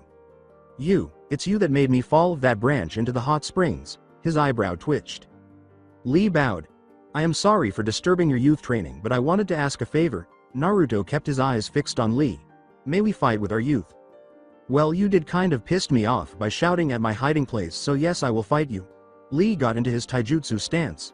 But tomorrow, it's too late to fight now. Meet me at training ground 43 at 9 sharp. Naruto left using a shunshin, leaving Lee standing there. The following day, Team 8 and 10 are standing watching the two fighters. Due to Naruto's peeping, he had no supporters except Guy, who cheered for both to release their inner youth. Lee, I know this is a spar, but if you are using your weights during our fight, I will not fight you. Lee nodded, then kneeled to take off his weights. And now I will do the same. Naruto released his gravity seals. So how about we get started? Lee put one hand behind his back and his other hand in front of him. Naruto stood side on to Lee with one arm outstretched, looking like Naruto was pointing at him, but his knuckles were clenched. Guy went in the middle of them. Start. Guy jumped back to the teams to avoid getting hit. Lee was the first to move by running towards the blonde, hopping to surprise him with a punch, but was deflected by Naruto's outstretched hand, then tried to kick Naruto, but the blonde raised his other hand to block the foot. You're slow. Naruto grabbed Lee's leg and knocked him on the ground, then punched Lee into the ground. Incredible, such strength without opening any gates. Lee clenched his knuckles. First gate open. Both used their speed to vanish and appear, punching each other's fist, creating a shockwave. Need to use the gates so soon? Oh well, at least it will be interesting. Naruto smirked as he copied Lee's moves to block and attack. Amazing Tsunade, how did you do it? Guy had a look of confusion. How can he match Lee using the first gate just by using taijutsu? What did you teach him? Well, it is quite simple really. I just taught him the basic stuff like physical training to improve his speed and strength. Tsunade smiled. His taijutsu style is not something I know well about, but he said something like combining the interceptor fist and gentle fist styles. Hinata and Shea were sort of proud of themselves since he was using their fighting styles. Naruto backed off from Lee to let the eyebrow ninja get up. Do you want to continue or do you want to still fight? We will fight until our flames of youth burns out. Third gate open. Lee started to go red and his veins bulge. Take this. Lee appeared behind Naruto, punching him to the ground, but Naruto turned into mud and cracked. Earth style. A Earth Dragon Jutsu. Water Dragon Jutsu in the water style. The real Naruto behind Lee made two dragons. The water dragon merged with the earth dragon, which looked like the earth dragon had armor made of water. How will you deal with my little combo then? The dragon roared before charging at Lee. Lee used a leaf hurricane against the dragon's head, but only the water god blow away and Lee got a headbutt from the dragon, sending him back. Naruto smirked as the water once again covered the dragon. It's useless. I will not lose. See my youth burn. Fourth gate open. Fifth gate open. The ground around Lee seemed to crack and his face seemed to go even redder, if that was possible. Crap. Lee appeared under Naruto, kicking his chin. As Naruto was in the air, Lee started kicking him around like a pinball. Sixth gate open. When did he learn the sixth gate? His limit was 5 gates at the exams. Naruto sighed, I don't really want to show this off, but it is better than getting my ass kicked. Wood style, a wood dome jutsu. Wood from the ground rose from the ground and surrounded Naruto just in time to block a punch from Lee. Even though the wood broke, Naruto never got hurt. However, Lee fell to the ground since his muscles hurt too much. I guess I win. Guy declared Naruto the winner and went to check on Lee. As Naruto was going to walk away, Neji stopped him. Look after Lady Hinata. He raised an eyebrow. Now Neji, I thought after that fights with Hinata you would have learned your lesson to never underestimate Hinata. Naruto started to walk away, but he was stopped again by Tsunade holding him by his ear. This hurts, you know. She rolled her eyes and dragged the younger blonde into the forest, followed by Shea and Hinata. 2 weeks later. Over the 2 weeks, Shea has learned how to use Tsukuyomi in her left eye and is working on her Susanoo, which only her team know. Hinata has been learning medical ninjutsu under Tsunade, and thanks to her amazing Hyuga chakra control she is already high Chunin level. Naruto has been learning how to use his eyes at full power and learning some wood-style jutsu from a scroll from his great-grandfather, but unfortunately he has been pestered by the springtime of youth. Currently Danzo is the Hokage, as the old man had kicked the bucket, something Naruto is happy about since he won't have to uphold his deal with Danzo since he is already working for Danzo as part as the leaf, or so he thought. Naruto Senju, please come with us. 3 Anbu wearing plain masks with no real shape showing they were root agents jumped from the tree in front of Naruto. And why would I go with you? Naruto's expression never changed from his bored look. The middle Anbu stepped forward showing he was the leader.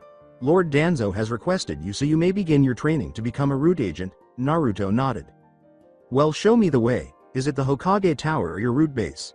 The 3 turned to lead the blonde to Danzo but failed to realize the smirk on Naruto's face. The leader turned quickly to the sound of a scream. He noticed his comrades on the ground with a kunai deep in each of their backs where the heart is located. The Anbu unsheathed his tanto. After this betrayal of Danzo I would kill you, but I suspect that would cause trouble, so I will drag your broken body to him. Naruto rolled up his sleeves showing 2 seals. He put his hands on the seals to release them and the ground below him cracked. It is useless to try and stop me. The Anbu froze, feeling the chakra, and was choking on the pressure. Well, it seems you do not have to be Anbu level to be an Anbu. Just as long as you are a part of Root. He raised his hand. Universal pull. The Anbu slid forward, taking a step back before Naruto increased the pull, making the Anbu fly through the air. Naruto raised his other hand, then a black sword which looked like a rod materialized from it. The Anbu was stabbed through the gut, killing the log he substituted for. Where did you go? He looked around, seeing the Anbu's chakra going towards the village. Damn, that was boring, but he is going to tell Danzo and I can't really catch up with him now. He jumped away in the opposite direction. In the interim, Team 8, 7 and 10 along with Kurenai, Neji and Lee were walking to their training grounds, chatting on what they were going to do after training, but were stopped by a large chakra rise in a forest next to training ground 43. What was that? Sai asked, confused, not knowing what he was feeling. Lee nodded in agreement. It's chakra. A whole lot of chakra. Kurenai squinted her eyes trying to see anyone close but failed. Wait, no, it couldn't be. Could it? Tsunade, is it? Tsunade nodded. Yay, it's Naruto's chakra. Everyone was open-mouthed about how a genin could have that much chakra. But why would he release so much chakra? Her question was answered a second later, seeing a root Anbu running away from Naruto's direction. We have to see what's happening, even though it is troublesome, Shikamaru said in his rarely serious faces. Everyone nodded and Hinata and Neji activated their Byakugan while Shea and Sasuke activated their Sharingan. A minute later the group came across 2 dead bodies that had been killed recently and a leaf headband left on the ground a meter away from the bodies. Why? Everyone looked over to see Sai picking up the headband. Why go? I can still see Naruto far in the distance. Neji spoke up. Follow me. He jumped to the trees and everyone followed. With Naruto, he had one hand on his mouth while walking slowly. Naruto coughed again and blood landed on his hand, then dripped to the ground. Shukaku, how long is it going to take for you to be perfectly in the seal along with Kurama? Just a minute or 2, and sorry for the pain, but if you want my help this needs to happen. She had her head down, feeling sorry for herself. Naruto made it to a clearing in the forest and fell on his knees, coughing up more blood. Naruto, hurry, I can feel someone behind us. It seems your friends are coming. Kurama stretched from her sleeping position. Fuck, can't they leave me alone for once? Naruto got up again and started to run, but a tree rose from the ground, catching his whole body with only his head showing. Now that's not very nice. He broke the genjutsu and looked behind him to see the 3 teams with the extra people.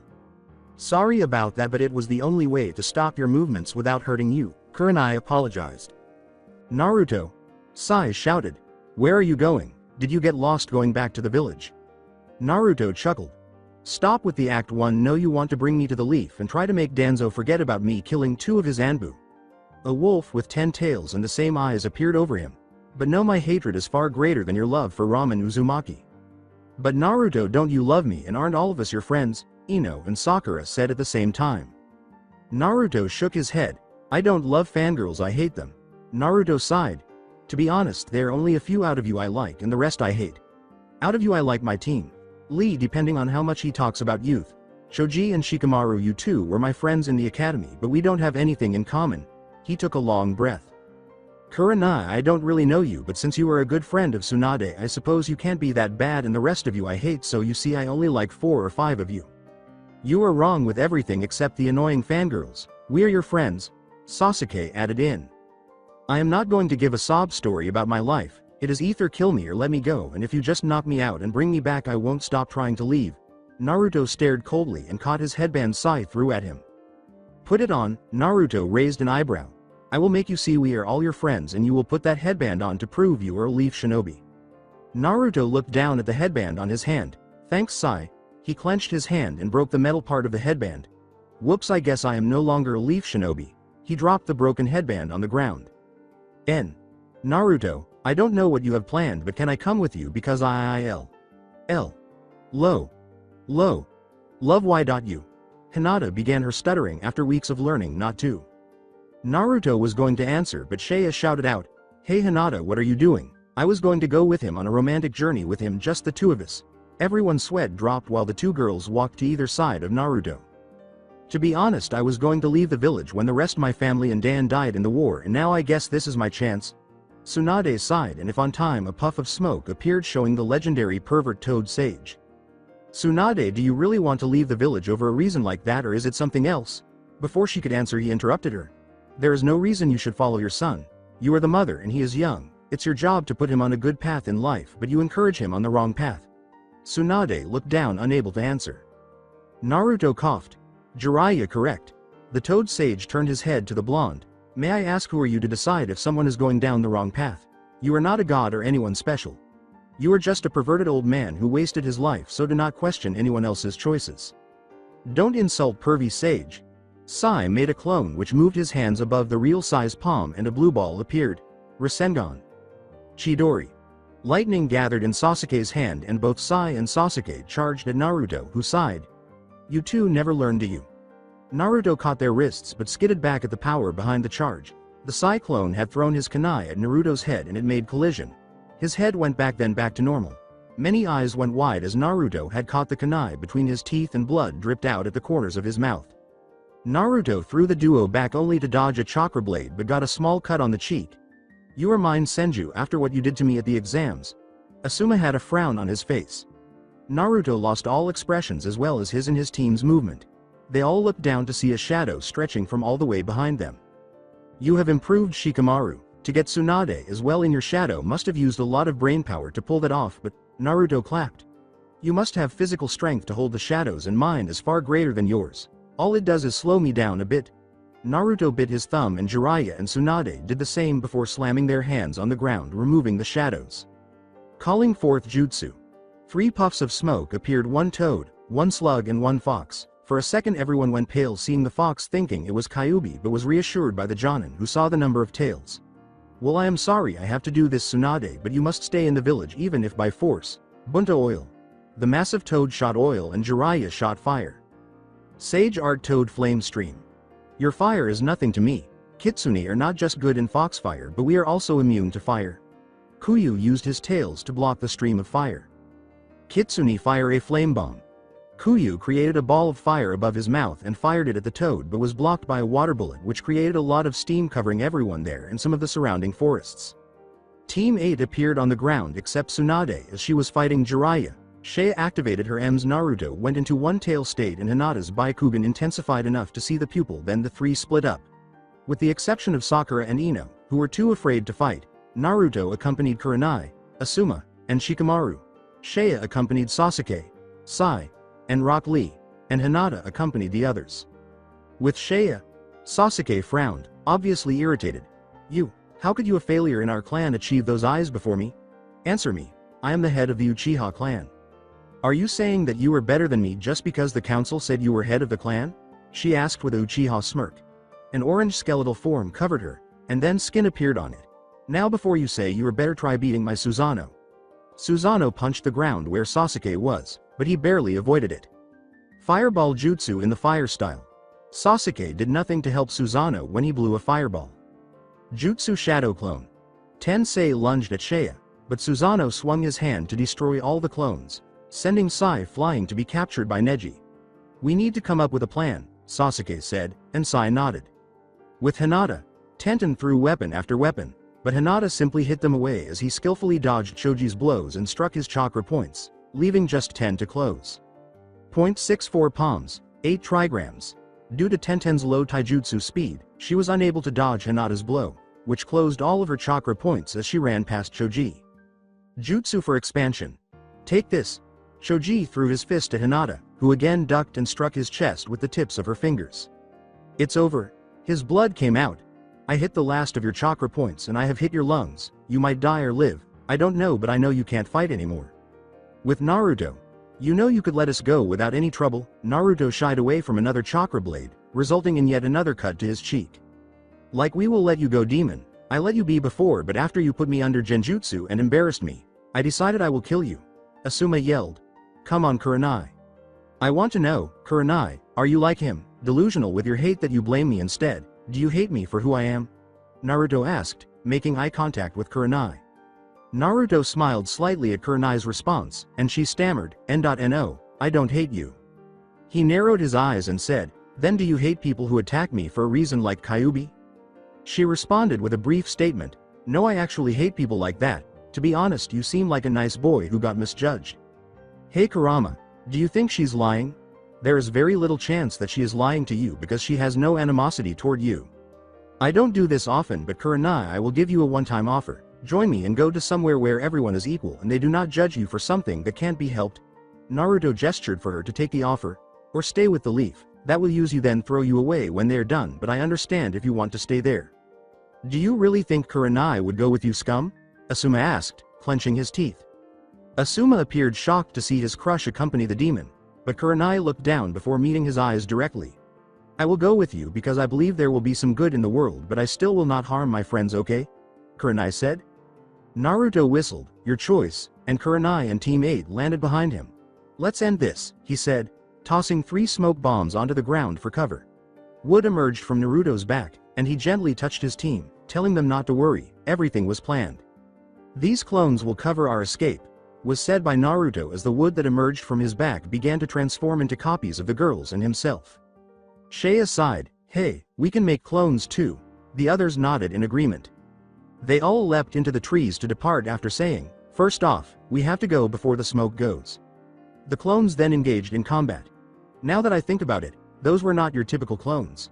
They were wood style, and they are better than most clones since you have to kill them to dispel them. And how did you create our clones? Hinata inquired. As Team Naruto left the Leaf Village, Naruto commanded, wood style absorbs chakra, so I used your chakra to make them simple, but I have not completed the jutsu because it lasts for 5 minutes only. For now, let's just get the hell out of here. Not here either. The door slammed, and the individual sprinted down the hallway, opening additional doors. No one here, was the response from another person, who followed the same pattern as the first. The group stopped when they heard an explosion and then ran in its direction. By the time they arrived, the corridor had been destroyed and daylight had reached them. The group was identified as Team 7, and they were now staring up at a shadowy figure standing above the debris. From the smallest in his year to one of the tallest, Sai had grown significantly over the last 3 years. He wore a dark orange top that never showed his abs, orange Anbu pants, regular ninja sandals, and a tanto on his back. Sakura, who was the smallest member of the team due to her lack of growth in many areas, was dressed in a dark red vest, black shorts with her kunai holder just below, black gloves, and regular ninja sandals. Sasuke was now of average height, wearing an ordinary Konoha outfit except for the green vest, and armor with wrist guards, and a katana on his waist for easy unsheathing. His Sharingan was active, spinning 3 tomos slowly. Kakashi was exactly the same as he had been 3 years prior, But a fifth man was present. He was dressed in the Konoha outfit, wore a face guard with the Konoha symbol on it in place of a headband, had brown hair, and had no eyebrows. Naruto sarcastically remarked, My, have you come all this way to see me? That makes me so happy. His hair was now tied up at the back, just like Itachi's, and he was wearing a cloak that resembled the Akatsuki's but was ocean blue without any clouds, black anbu pants, and ninja sandals. But it seems it is time for you to die, he said, putting his hands together.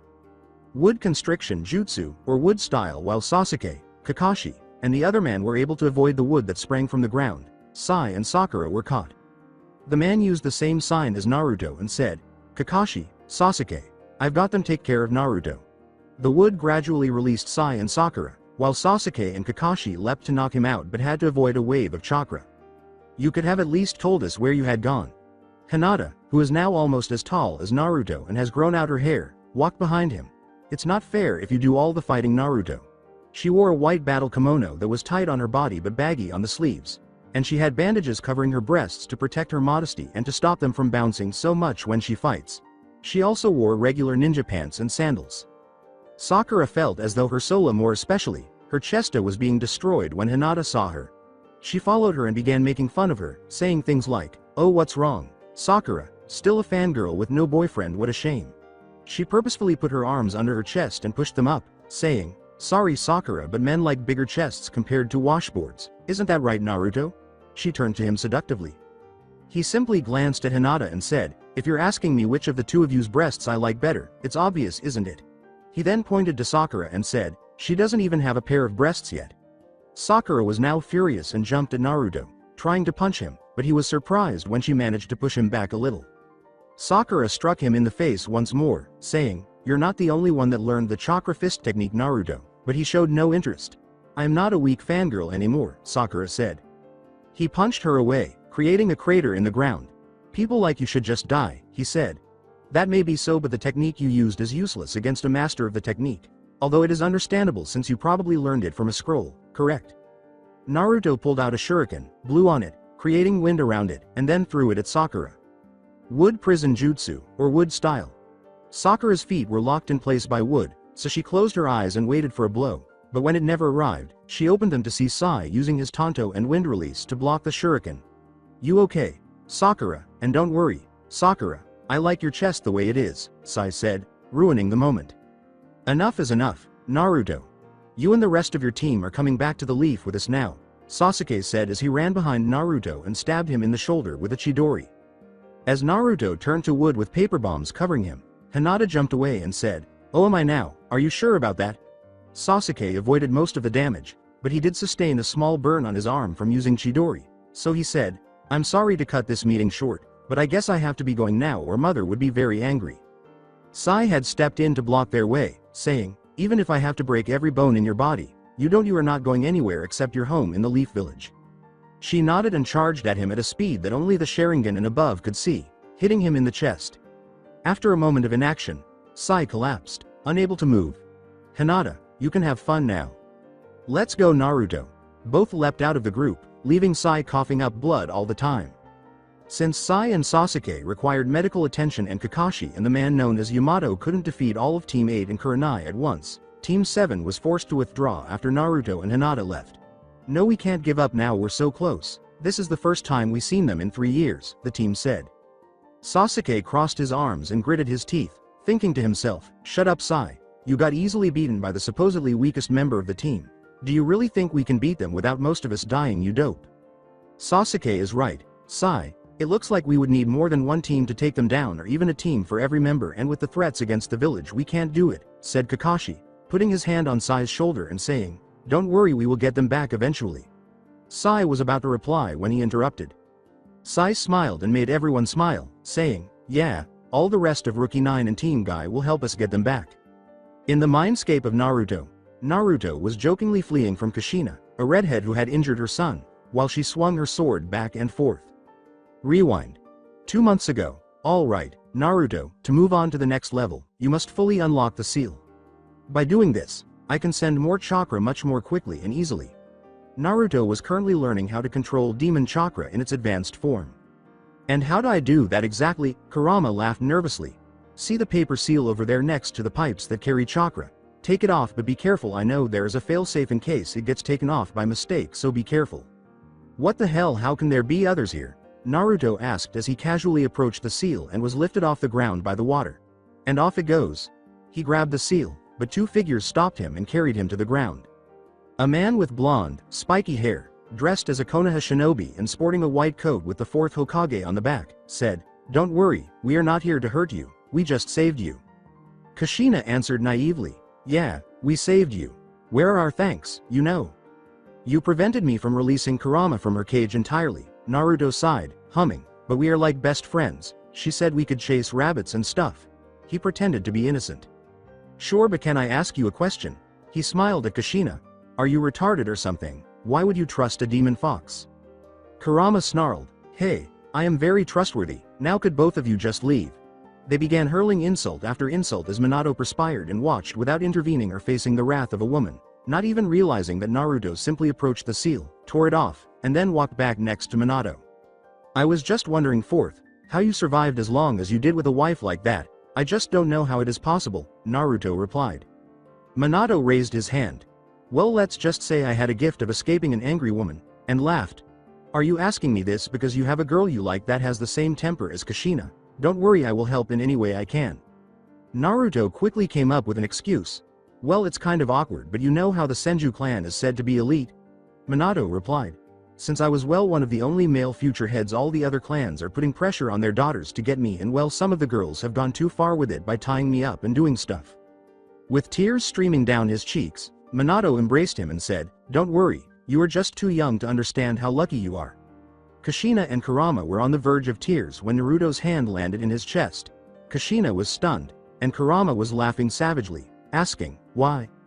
Minato disappeared from the mindscape after Naruto retreated from the former Hokage, saying, "I apologize, but it seems that Hokages can make mistakes. You asked the third to announce I was a Jinchuriku in front of villagers who don't understand and think I'm a demon. For that, I am thankful because I can see the world as it truly is." Kushina ran at him and unlocked a sword, saying, "You bastard." He clicked his fingers, causing her to fall to the ground in agony. "What did you do?" she asked. She screamed as he intensified her pain, and Naruto laughed maniacally. "Simple really, this is my mindscape and you are a foreign object I can easily get rid of, but to be honest I will only destroy you when I kill your son. Until then make yourself comfortable."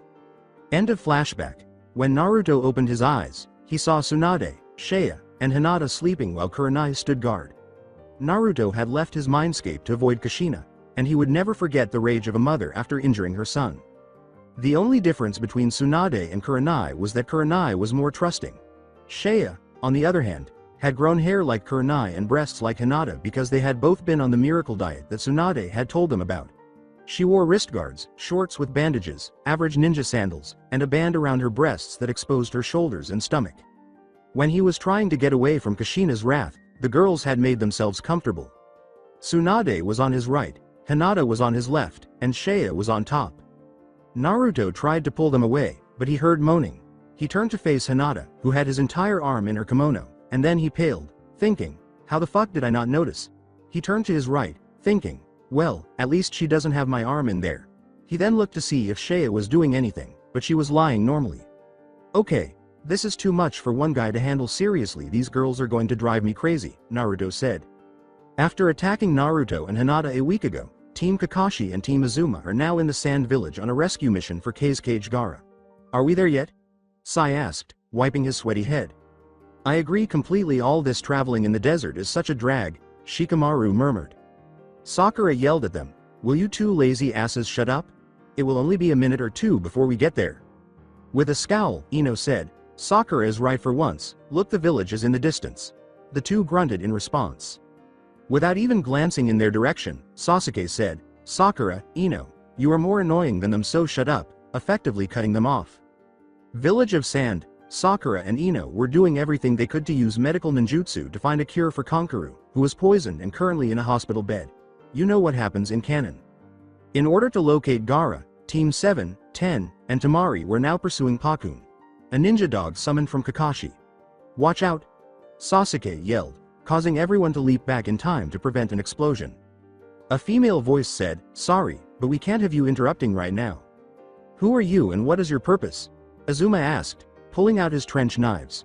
I will not ask again, he spat out his cigarette. Kurenai is that you please come back to me in the leaf, Asuma begged. Don't let the demon confuse you. The leaf is your home. The first of the mystery people had long blonde hair and a large bust. The second had long black hair and wore a red and white combat dress. And the third had similar hair and wore a skimpy but not revealing outfit. She grumbled, I don't care whether you want me back or not, but never call Naruto a demon again. If anything, he treated me better than you did. Asuma yelled at her, receiving a disapproving shake of heads from both sides. Why defend the demon? It should have died years ago. As this was going on, Sasuke and Shea were looking at one another and actively exchanging. So how is it being head of the clan Sasuke? Must be fun, I suppose. Comments. Oh, does little Sasuke not want to talk to his big sister? Does someone need a hug? You really don't like talking, do you? At least say a word, she sighed. Anything? Can you come back with me? He said, turning his head to the side to conceal his face. I missed you. Ah, poor little Sasuke needs his big sis. Do you need big bro Naruto as well? Suddenly made everyone who heard or saw the Uchiha laugh, including some strangers from all over the world who had no idea why they were laughing. Naruto, big bro? Sasuke's soul rose out of his mouth as she grinned and nodded. Don't tell me you two are. No, please don't tell me you two have done that. Will. Take a life. His soul proclaimed, then entered his mouth. Tsunade was standing cross, armed and unconcerned. Hey, aren't you Naruto's mother? Sai squinted his eyes before Sakura gave him a quick blow to the head. Of course she is, don't you know, idiot. She was the last Senju until Naruto was born. Sakura sighed. Not to mention she could have been the 5th Hokage if she never left. After all, she is Tsunade of the legendary Sannin. What do you mean by pervy sage? Sai inquired. Sakura leapt above Tsunade and brought her fist down with her trademark, Sha. Did you really think a technique I created would work against me? It's a shame that you showed potential, but only Senju can master this technique, Tsunade said, rolling her eyes. I do not want to be compared to that pervert or the snake, but it doesn't matter. I think it is time to stop you. Tsunade had blocked Sakura's fist with her index finger alone before punching her in the gut, sending the pink banshee flying through the air. Tsunade attempted to run forward but was unable to do so. Shadow possession complete. Sorry about this, but we need to get Gaara back. Tsunade made a small ball of chakra in one hand and charged at the blonde, but she punched the ground, causing him to lose his balance and fall to the ground. Shikamaru collapsed in the ground as Tsunade turned to face him and said, You have improved your shadow since last time we met, Brad, but you caught the wrong one, he said, and as he turned to face the voice, a fist stronger than a sledgehammer crashed down on his chest, breaking every rib that stood in its way. Multi-shadow clone jutsu, 50 Sai appeared, each with a Rasengan. The real one yelled, Take this Rasengan barrage, before they all launched an attack simultaneously. I'm impressed you can make that many clones, but it must only be your Uzumaki genes, nothing else, Tsunade said as she swiftly went through some hand signs. Earth-style a mud dome encampment jutsu. Before the barrage stopped, all that was left of the dome was broken earth, but no sign of Tsunade until Sai was given an uppercut in the chin, dispelling all the clones. A dome of earth came from the ground, covering her from all sides. Kurenai was easily defeating Asuma with her genjutsu, and now he had shuriken and kunai protruding from his body. Choji was the same, but his clan armor shielded his front, so he didn't look too bad.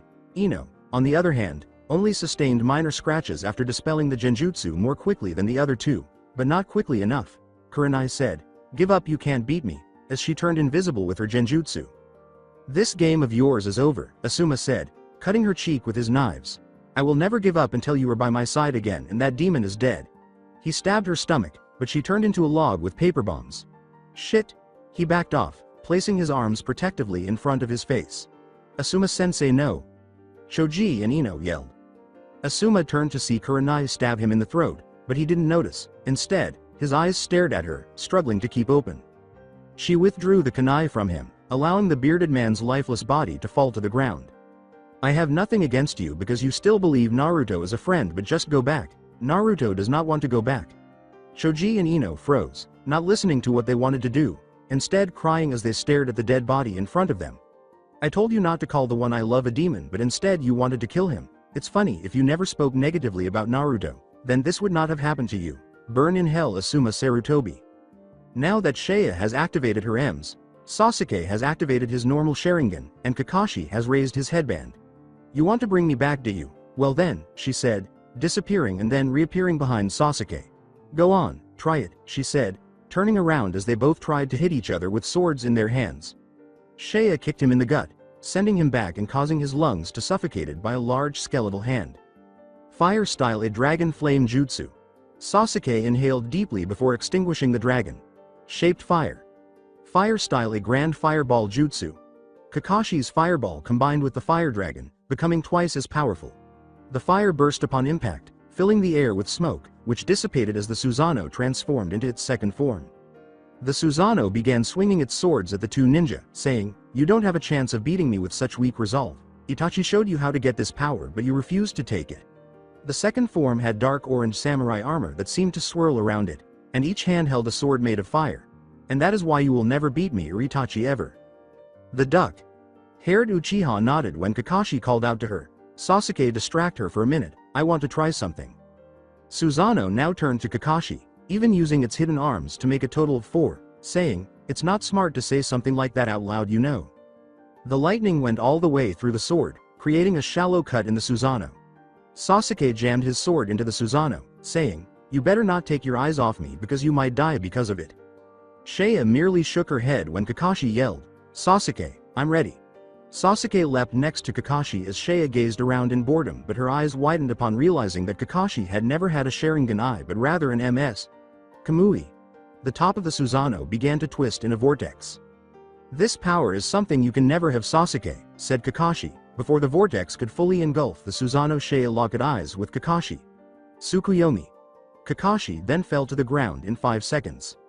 Sasuke ran at her, saying, "I can beat you and Itachi without those eyes." Then, out of nowhere, chains appeared, encircling his neck, ankles, and wrists. "What the hell is this?" he asked. "You said you could beat me without these eyes, but it is clear you do because you haven't noticed anything until now. If you had better eyes you would have noticed the genjutsu at least," Shea laughed. Sasuke asks incredulously, "Genjutsu? How and when did you put me in a genjutsu?" "I put you in Tsukuyomi when we first made eye contact, and since you've only been here for a second, there are only 2.5 days left." Tamari was hopping from tree to find Gaara, saying, "Please let me be on time." She had no idea that what she was doing would change the ninja world, but no one noticed because they were too busy. 4 figures stood apart in a desert that was deserted. Naruto and Hinata were on one side, while a blonde man who appeared to be a girl was on the other. He wore a black cloak with red clouds that were torn in some places, blue and white shinobi sandals, and his hair tied up in a ponytail with the bang covering his left eye. The other figure, who wore the same blue pants and sandals as the blonde, had short, spiky red hair and a face that never changed. Several weapons protruded from the redhead's body. With a psychopathic smile on his face, the blonde was perched atop a huge white bird. "Art is an explosion," he said as his hand's mouth opened, releasing numerous tiny birds. "Caw!" the blonde yelled as the birds struck the sand, then exploded, destroying the sand wall, but Naruto never moved an inch as the sand rose up from the ground to shield him. The blonde jumped off his bird to avoid the jutsus, wind-style a vacuum bullet, before making a hand gesture that caused the bird to explode. Naruto had appeared behind him. "You are quite good to avoid all those bullets," is how Naruto continues to launch wind-based attacks. The blonde placed his hands in bags on his waist and said, "Don't get arrogant. You can't beat an artist like me, of course, because there was no explosion in your techniques." The blonde said, "Now let's see you handle my C3 dragon." He extended his hands and spat out white clay, which transformed into a dragon. The dragon then flailed its wings and began to fly, and the blonde leapt on top of it. "Don't kill the Jinchuriku Deidara because we will have to wait until the tailed beast forms again and I hate waiting," said the red head. Deidara made the grave error of shouting at his partner, "I know that now, shut up Sasori," while averting his gaze from Naruto. When Deidara turned back to face Naruto, he was about to sever his head with a chakra rod that had emerged from his hand, but he sacrificed his arm and allowed it to drop to the ground. "Bastard!" Deidara leapt back, hurling 5 clay spiders, but an unseen force pushed them away. Naruto smirked as he threw the chakra rod and leapt off the dragon, saying, "Just die and it will all be over." Deidara caught the smirk and glanced out of the corner of his eye to see that the chakra rod contained a paper bomb. Since Naruto was so close, the dragons, and boom! Explosion sent out a shockwave that struck him squarely in the face. As he hit the ground, Naruto flipped, looking to see Hinata easily defeating the redhead and the 100 puppets he had just boasted about. "We're not finished yet," he said, turning to face the supposedly dead Deidara, only to be covered in clay spiders. "Caw!" Naruto then exploded. Due to his injuries, he fell to the ground, but fortunately, he used a powerful push before he was seriously injured. Because he is a Senju and a Jinchuriku, he had remarkable healing. Deidara scowled at Naruto's injuries and approached him without his Akatsuki cloak because it had been destroyed in the explosion. "I'm pretty sure my explosions should have done more damage than that, oh well," he said. Deidara felt like he was being stabbed just as he was ready to pick Naruto up, but the sand stopped him and covered him completely except for his head. "You almost got me there. If I had been a second slower you would have got me," Naruto said, laughing as he jabbed the blonde in the heart with a chakra rod. "You will be a good pawn to me and before you die." "Yes, I also think art is an explosion," Naruto said, taking a step back. He turned to see Hinata murdering Sasori by touching his strange looking heart in purple blood. "Hey Hinata, you alright?" was the first thing Naruto said to her as he released Deidara from the sand prison, grinning to himself. She approached him and said, "Of course I am an idiot." Hinata struck him in the head, saying, "What were you thinking? You almost killed yourself when you blew up that clay dragon, then you let down your guard and were almost killed again." He closed his eyes, expecting another blow, but when he felt his own lips, he said in his mind, "Thank you." When their kiss ended, he thought too soon, "If you even consider dying on me, I will castrate you, heal you, and then castrate you all over again. Do I make myself clear?" As she kneed him in the balls. He squeaked out, "Yes ma.am." Hinata blushed at the thought, and Naruto's perspiration fell through the agony of her bipolar disorder. "Don't tease me with that cute voice or I will lose myself to you again. Shall we go and get Gaara's body now?" Naruto replied, "Yeah, I suppose we should, but can you get the body? I don't think I can move that fast with the pain I'm feeling." He raised his daggers at her. "Not to mention, I'm making Blondie over there one of my paths." In order to avoid his glare, she began to turn away, pretending to be innocent. Well. See you in a bit," she said as she fled. Now that the majority of the pain had subsided, he sighed and was able to move normally. "Now what path can we make you?" Naruto thought for a moment. The Naraka path will do." He inserted more chakra rods into Deidara's stomach and a purple face with Naruto's Sharingan, Rinnegan, which he would later refer to as a Tomo Rinnegan, and enormous teeth. Naruto seized Deidara and his sand-born lost arm before hurling him into the face's mouth. "I suppose I should catch up with," the mouth said, then the face vanished into the ground. "It seems the youth you once had has been damaged by your leave of the village, Naruto," said Naruto, groaning at Guy's kind demeanor and his glittering smile after he was kicked in the face by two people during dynamic entry and sent flying back. Lee and Guy stood side by side in the same position, saying, "Yash Naruto, I will help you get your youth back and bring you back to the village." With a tear in his eye, Guy said, "Nice speech, Lee. Your youthful flames make me proud." Guy-sensei. Lee. Guy-sensei. Lee. Neji squinted his eyes and turned on the Byakugan, saying, "Calm down, you two. We're on a mission here. Now we have another goal. Capture Naruto Senju." Naruto cracked his neck and shifted his head, saying, "I would ask you to just let me go without a fight, but I'm guessing that won't happen. It's not a pleasure to see you guys again, Guy, Lee, Neji, and Tenten." With one arm behind his back and the other in front of him, Lee stepped forward and said, "Naruto, I challenge you to a 1-on-1 fight. I will show you my flames of youth." Naruto assumed his own stance, saying, "Yes, I will fight you, but only if I win. Your team will let me go." Lee was about to argue when Tenten added, "And we have to show our flames of youth as well." Lee looked down, but then he felt a hand on his shoulder. "Lee, we are not going with that conditions. Think logically. If we all fight him at once we will win." Guy's teeth glistened once more as she said, "Don't worry Lee, if we work together he can still see our youth. Let's go." Both Guy and Lee gave each other a nod before sprinting in Naruto's direction and then leaping while spinning in a double-leaf whirlwind that was aimed at his shoulder but was blocked by Naruto's forearm. "You seem to forget that no matter how good your taijutsu is, my eyes can predict you and my strength can easily block you," Naruto said clearly.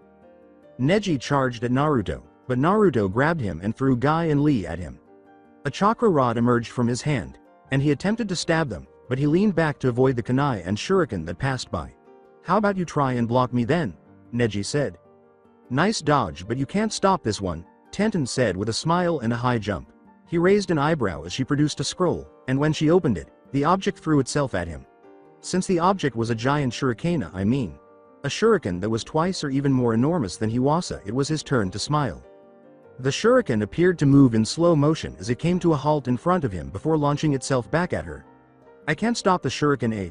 Well, neither can you, almighty push. Since she was unable to move in the air, she closed her eyes and waited to be sliced in two. Naruto moaned as Neji came to her rescue. Thanks, Neji. Time to die. Naruto performed a series of hand signals, including fox style a fox flam. He stopped attracting the four's attention and yelled, "What the hell?" before grabbing his head in agony. The mindscape of Naruto.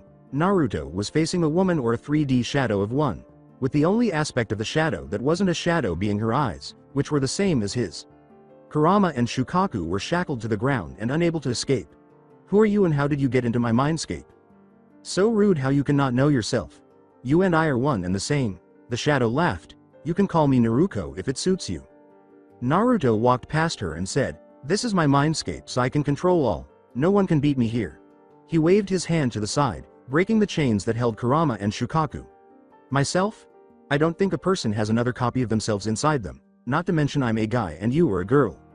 I told you that I am you so I can control this mindscape as much as you can. She laughed, and now I control you as well. Naruto jumped on his back, and Naruto grabbed her and attempted to throw her off, but she melted like ice cream in the sun and became attached to him, just like Black Zetsu did to Obito. Naruto said calmly, "Oh no you don't, I am in control," until he began to see a distorted figure. "And why try and take control when I'm in a fight seriously?" he asked. "Let's see you handle my despair, my pain and my depths of hatred," said Naruto. The outside world. Tsunade, Kurenai, and Shea with Team 7-10. While the three females were safe, with Shea avoiding harm thanks to the ultimate defense, Kurenai hiding in her genjutsu, and Tsunade healing every scratch, Team 7 and 10 were currently losing the battle because not only were they running out of chakra, but both of their healers were out for the count, and Asuma was dead. "Out the way," was said, and everyone looked up at the voice in the sky. The object that crashed into the ground looked like a turtle, and everyone simultaneously said, "What?" Sai yelled, "Wait, why are there flying turtles now?" Sasuke looked for signs of chakra in the turtle but couldn't find any. "Think before you speak, dope. It's clear that the turtle is a summon, but whose?" "That's Guy's summon, but why did it come from the sky?" Kakashi then said. "That green-wearing, huge-eyebrowed bastard, if he does that again I'm going to kill him." The turtle emerged from its shell. "Kakashi, Guy told me to tell you that his team has recovered someone." That's right, Naruto Senju, and apparently the cage has been recovered," the turtle gasped. Before Kakashi gave the order to withdraw to the sand village, everyone blinked. The three women, however, were too startled to move. Of all things, Team Guy defeated the man they knew who could face and defeat an army. They vanished into the trees after realizing they needed to reach the sand village. Village of Sand. About 20 minutes had passed, and Naruto had neither lost nor defeated Naruto. Instead, he accepted it, absorbing all of the suffering, anger, and hopelessness, and was fortunate to never again have to face the bothersome flames of youth. With chakra seals and chains around his limbs to prevent him from fleeing, he was sitting by himself in a dimly lit room. When Naruto heard a noise behind the closed door, he looked up to see his nightmare fangirls standing there helpless as the door slammed open. Naruto, Ino and Sakura yelled as they leapt on him, "We can finally bring you back to the village and to me." Sasuke, Sai, and Kakashi then entered with smirks from Sasuke and cheery smiles, or an eye smile for Kakashi. Hearing the squeals of agreement, Naruto pleaded in his mind, "Kurama, Shukaku, if you break those chakra seals in less than 5 minutes, I will be yours to play with for a whole day. Are you guys enjoying this? Seeing me suffer? We have a lot to catch up on since you left. Everyone in the village misses you. It's time for you to come home," said Kakashi. "And you're enjoying yourself right now, aren't you, with girls all over you?" Sasuke only said, "Hey Naruto, how about we go get some ramen when we get back?" Naruto glared at Sai, saying, "Come on, I know you want to." Sai went pale and fainted, saying, "I don't even want to know what just happened. I don't like ramen, it tastes horrible." When Sakura and Ino stood back, Sakura punched him in the face, but he didn't seem to mind. Don't you dare leave me again, you hear me?" Sakura said. "He is a hero of the sand," Tamari said as she entered, her arms folded beneath her breasts. "What are you guys doing to him?" "What do you mean? He is a missing ninja from the leaf that needs to be captured." Kakashi responded, "How is he a hero of the village and the leaf didn't know? He saved this village from its burden and helped Gaara, so I'd advise you to let him go," Tamari yelled. "No, we can't let him go, not anymore." Gaara entered the room. "As much as it pains me, the leaf is clearly a better alliance to have instead of less than a half of a dozen strong ninja." That may be, but I will not abandon Naruto. He has helped me as well, and if he doesn't want to go to the leaf then he won't go. It is the least I can do for him, Temari said, pushing the fangirls aside and standing in front of Naruto. Please don't do this, Temari. I will be forced by the council to brand you a missing ninja, said Gaara, who was now crying. Temari shook briefly before placing a hand on her fan. The words, "I hereby announce Temari as a missing ninja. Forgive me," were now streaming down Gaara's face like a waterfall. Thank you, Temari. Now it's my turn to protect you. He kissed her cheek as he passed, and then his Tomo Rinnegan glowed. Two Anbu had entered the room to capture her, but they were sent flying back by an unseen force. As he passed, he gave her a cheek kiss and said, "Thank you, Temari.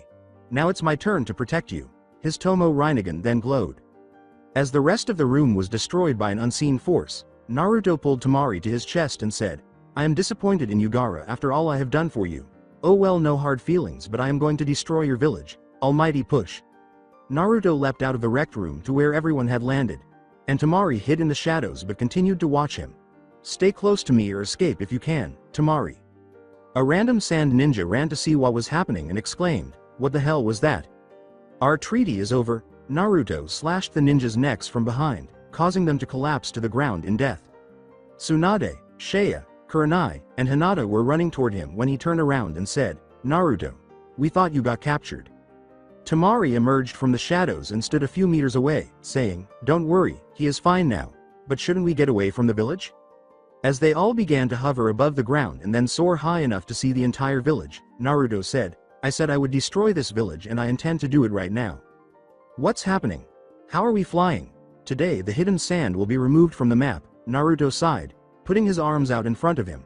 "I will tell you later, but now I will show the hidden sand true despair." No despair. Almighty push. An unseen force pushed everything out of the village, leaving a huge crater where the village once stood. Sand soon filled the crater.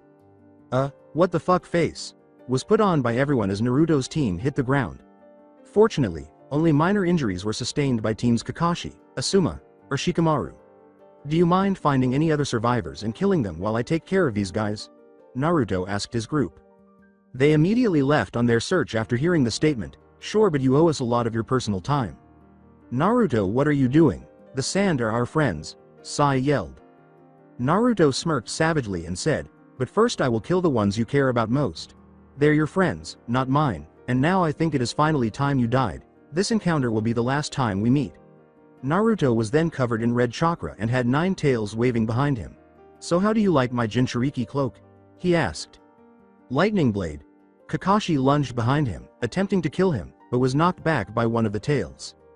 Cha! Naruto looked around, bored, while Sakura punched his face, but it had no effect. When she withdrew her hand, she discovered it was burned. The words, "You make me sick with your fangirl attitude, so it would make sense that you would die first," were essentially written on Naruto's face as he grabbed Sakura by the neck. "Sakura!"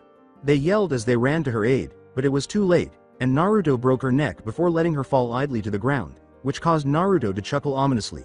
After everyone else froze in disbelief, 2 more unexpected events occurred. First, Sai's chakra unexpectedly rose to a shocking red color. The second was that, despite Naruto absorbing the flames, Sasuke, who was now holding his right eye, had covered him in black flames. Sai yelled, "I will kill you," and bubbles started to form in his hand. He then transformed it into a Rasengan, but the bubbles continued to form, changing it. Naruto sent a chakra arm at him as Chidori. Sasuke charged at him, but Sasuke ducked beneath it and then stabbed Naruto in the chest. In order to stop Sasuke from fleeing, Naruto grabbed him by his shirt. "You copied a strong jutsu there, Sasuke. Now let me show you one I copied." He raised the Uchiha above his head and hit him with a Liger Bomb, which sent a shockwave through the ground, but Sasuke was shielded by a purple rib cage.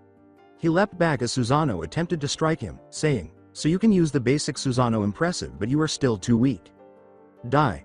Sai threw the Rasengan that had been altered by the demonic chakra.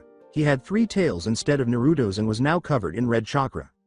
"Hey Kurama, I have a question. How does he have your chakra?" Naruto said, lifting his hand and absorbing the Rasengan. "Well, I have a theory, but I'm not positive about it." "And that is?" "It's possible that Sai was exposed to my chakra during Kushina's pregnancy." "Yes, she was the previous Jinchuriki. In fact, I had forgotten about her." "Hey, I'm still here, you know," Kushina said as she entered the discussion. Stop talking. You're too loud. Why don't you stop talking, big perverted fox? Red-headed whore. You're the one to talk to. The sand spirit blushed as Shukaku whispered, you are a genius, into Naruto's ear. He then kissed her deeply and said, that is just brilliant, stopping this annoying shouting and giving them more pain. I will reward you later. Naruto emerged from his reverie as the king of hell, a giant purple-faced Tomo Rinnegan, emerged from the earth. Its mouth opened, and two people emerged. The first was the Akatsuki Deidara, whom he had previously killed.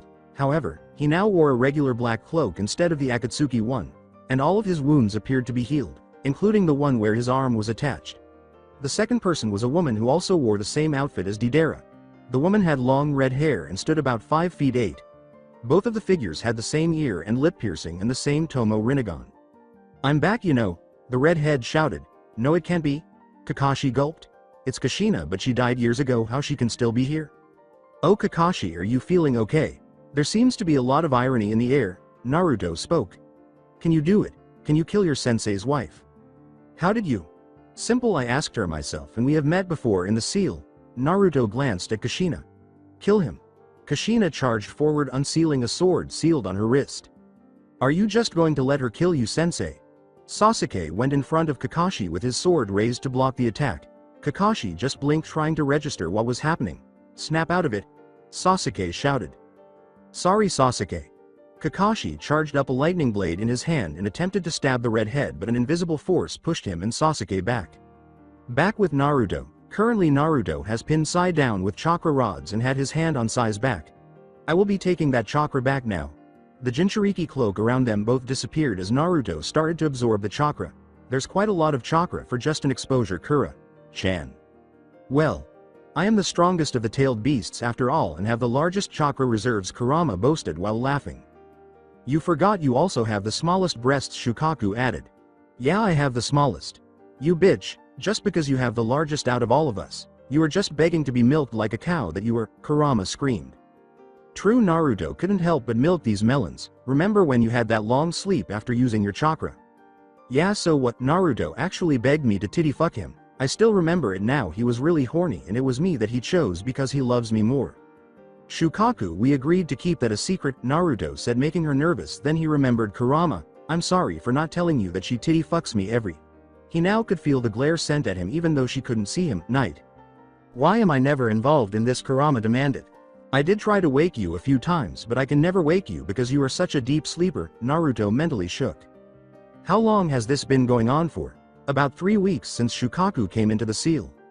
You are going to give me a year of unrestricted sex after all of this fighting is over. In fact, make that 2 years. All right. Where was I now? Sai exploded into smoke as Naruto emerged from his reverie. What? Everyone turned to Shikamaru in disbelief when he said, Sai, I discovered Naruto's abilities, after all the times we have fought, now and in the past, not to mention the reports that confirm it. You actually figured it out, did you? Naruto murmured. You Nara are too smart for your own good. What is it, Shikamaru? What are the weaknesses? Choji responded.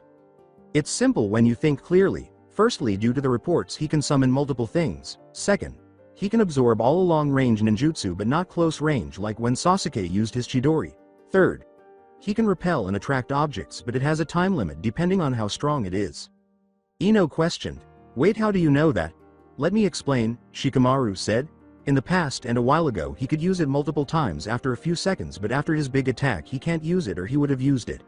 He can also clearly revive the dead and control them, although I don't know much about them. It seems he has the Sharingan abilities, but his sight is 3 times as good. Shikamaru murmured. He really is troublesome. Who knows what else he can do? Sai said, I didn't really get that. To put it simply for you dope, Genjutsu won't work because of his eyes. Long-range ninjutsu won't work either, and not to mention our taijutsu probably won't work either because of his chakra cloak. Not to mention even my Chidori didn't work. Sasuke clarified. So we need either a really strong close-range ninjutsu or really strong taijutsu, but since probably only Guy or maybe Lee could beat him with taijutsu, I wouldn't go for the latter, said Kakashi. Sasuke, how about we combine our wind and lightning styles? Do you think that will work? Replied Sai. Sai laughed nervously, and Sasuke rolled his eyes. That was the only wise thing you have ever said in your life, but what is your plan? Sasuke nodded. Why did I even ask? I'll come up with the plan. As a clay bird struck where Sai and Sasuke were standing, Naruto said, "Okay, I think I gave you enough of a break, now it is time to die." So they survived that, did they? Now what are they planning? The explosion's dust cleared, revealing a Rasengan, but Sasuke had a shuriken around it and had sparked lightning off it, asking, "Holy shit, what is that? Consider it, guys." Sai had some spare training time because he had never had to learn how to control Kyuubi's chakra. "Come on, Sasuke, let's go." They charged at Naruto, but he simply pushed them when they were close, and several clouds of smoke rose up from the ground. Naruto jumped back to avoid being surrounded. 3. The clones jumped towards him. 2.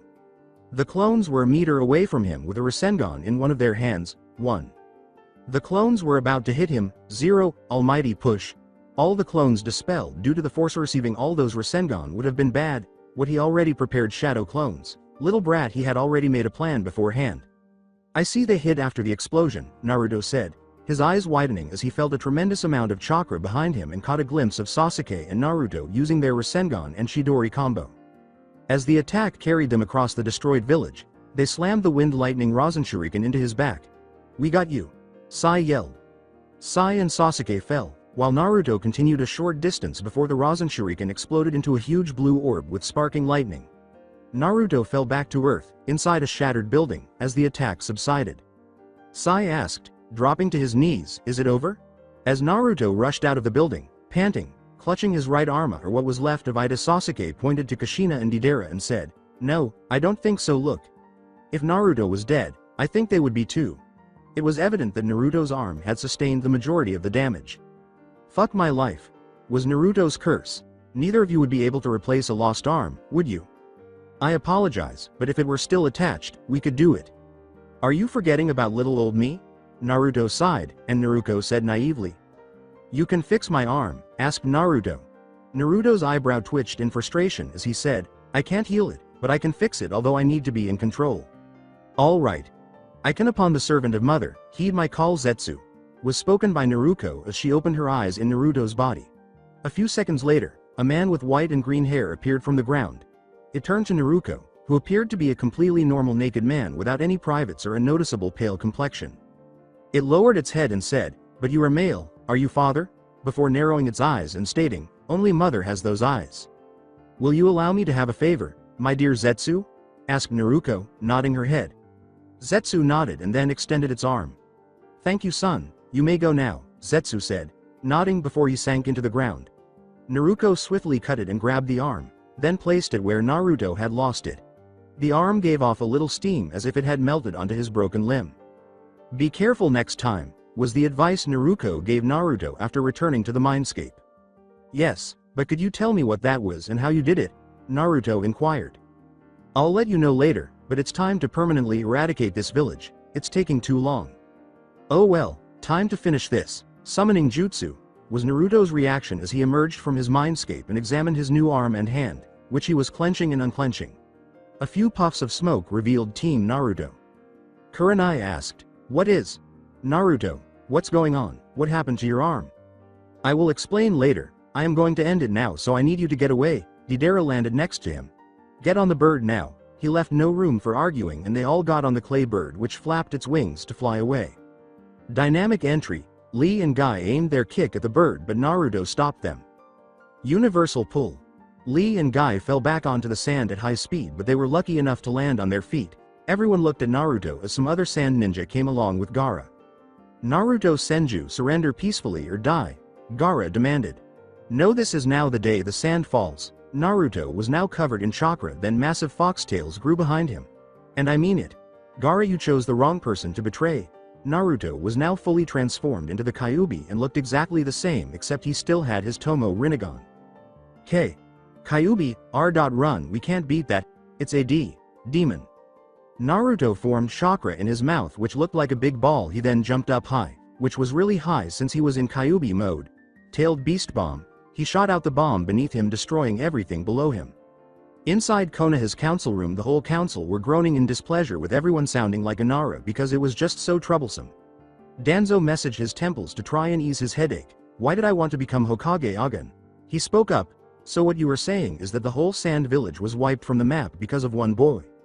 "Yes, Hokage-sama. Although there were 6 missing nin, Naruto Senju was the one who destroyed the whole sand village. An Anbu with a plain mask except for Nei stated while kneeling. How did he manage to destroy a whole village, not to mention the third biggest in the elemental nations? Choza asked the Anbu. And how can that demon scum be taken down once and for all? A pink-haired civilian shouted in outrage. Look what he did to my daughter. Yeah, kill the demon. The civilians roared in agreement. The clan heads just shook their head, while Danzo slammed his hand on the table. Silence, and we'll give details on every one of them. We need to know how to deal with them. Yes, Hokage-sama, from the report Naruto Senju is immune to all genjutsu due to his visual prowess, but we do not know how good he is at it. His taijutsu is incredibly high, being able to match our taijutsu specialist and having his super strength and eyes to predict movements. His ninjutsu is one of his most powerful factors due to having massive chakra reserves. This also means he can perform many without getting tired. The Anbu spoke. Shikaku spoke up. My son also gave some valuable information. 3 hours of discussing and arguing. I called to change the information in the bingo books of Naruto and Tsunade Senju, Hinata Hyuga, Shea Uchiha and Kurenai Yuhi, while also adding Tamari of the former Sand Village. A random shinobi called out. After another long argument, the council finally agreed. Danzo called out. So it is decided Tsunade Senju will be an SSS class missing nin with a flea on sight, 85 million Ryo reward dead or alive. Hinata Hyuga will be an SS class missing nin with a flea on sight unless alone, 70 million Ryo reward dead or alive. Kurenai Yuhi will be an SS class missing nin with a flea on sight unless alone, 70 million Ryo dead or alive. Shea Uchiha will be an SSS class missing nin with a flea on sight, 80 million alive dead, 90 million Ryo alive. Tamari will be a S-class missing nin with a capture on sight if alone, 55 million Ryo dead or alive. He coughed then continued. Naruto Senju has displayed incredible power, so I will name Naruto Senju a one and only X-class missing nin with a do not engage, for destroying a whole village, 150 million Ryo dead, 300 million Ryo alive. Gaining gasps from some and approving nods from others. Also, the capture of any of these ninja at the moment is forbidden due to their strength. In an unknown location, Team Naruto were resting and lying low after their fight with the Sand Village. Tamari and Kurenai had gone out for food since they had the most energy left. Hinata was asleep so she could take the night shift, and Shea was on watch. Naruto and Tsunade were looking at his new arm as it changed because of his chakra. This arm is incredible, Naruto. It is different from normal arms but so similar at the same time. But how? I guess you mean how I got this arm and how it is changing, Naruto asked while she nodded. Well, I got told it is human cells, or to be more specific great-grandfather's cells, but that is all I know about that. However, my arm is changing to adapt to my cells, which wouldn't normally work, but since I am a direct descendant, his cells will become mine. So that's why the arm has your chakra system and has gone to your skin color. Tsunade inspected it and grabbed his hand, then placed it on her chest. And you can still feel with your hand, can't you? Naruto turned his head to the side. You know, it still feels wrong for me to do this with you, and not to mention. He sighed. I was the one who took your virginity because you used that procedure to make yourself pregnant. It is not wrong if you love them. She crawled on top of him, planting her lips on his while making a hand sign to put up silence seals. Naruto then kissed back, fighting for dominance, but she won, pushing her body against him. She got off him and ripped of this upper clothing off surprisingly in one piece. You really have to get clothes I can take off easier. Then she ripped off the rest of his clothes. Naruto closed his eyes. It would be better if you take off your clothes as we. He moaned, opening his eyes to see Tsunade sucking him off. You work fast, he spoke between moans. It will take more than your mouth to. Oh crap. What's wrong, my little Naru? She smirked as she held his manhood captive between her breasts, leaving only the top free. Can't handle them. What happened to that tough talk? Tsunade licked the top before sucking while she rubbed her breasts together. As Tsunade persisted in her attack, he said helplessly, You are killing me here, Tsunade. Fuck. Naruto pushed her head down, letting his load fall into her mouth. The amount made her choke a little, but she eventually drank it all.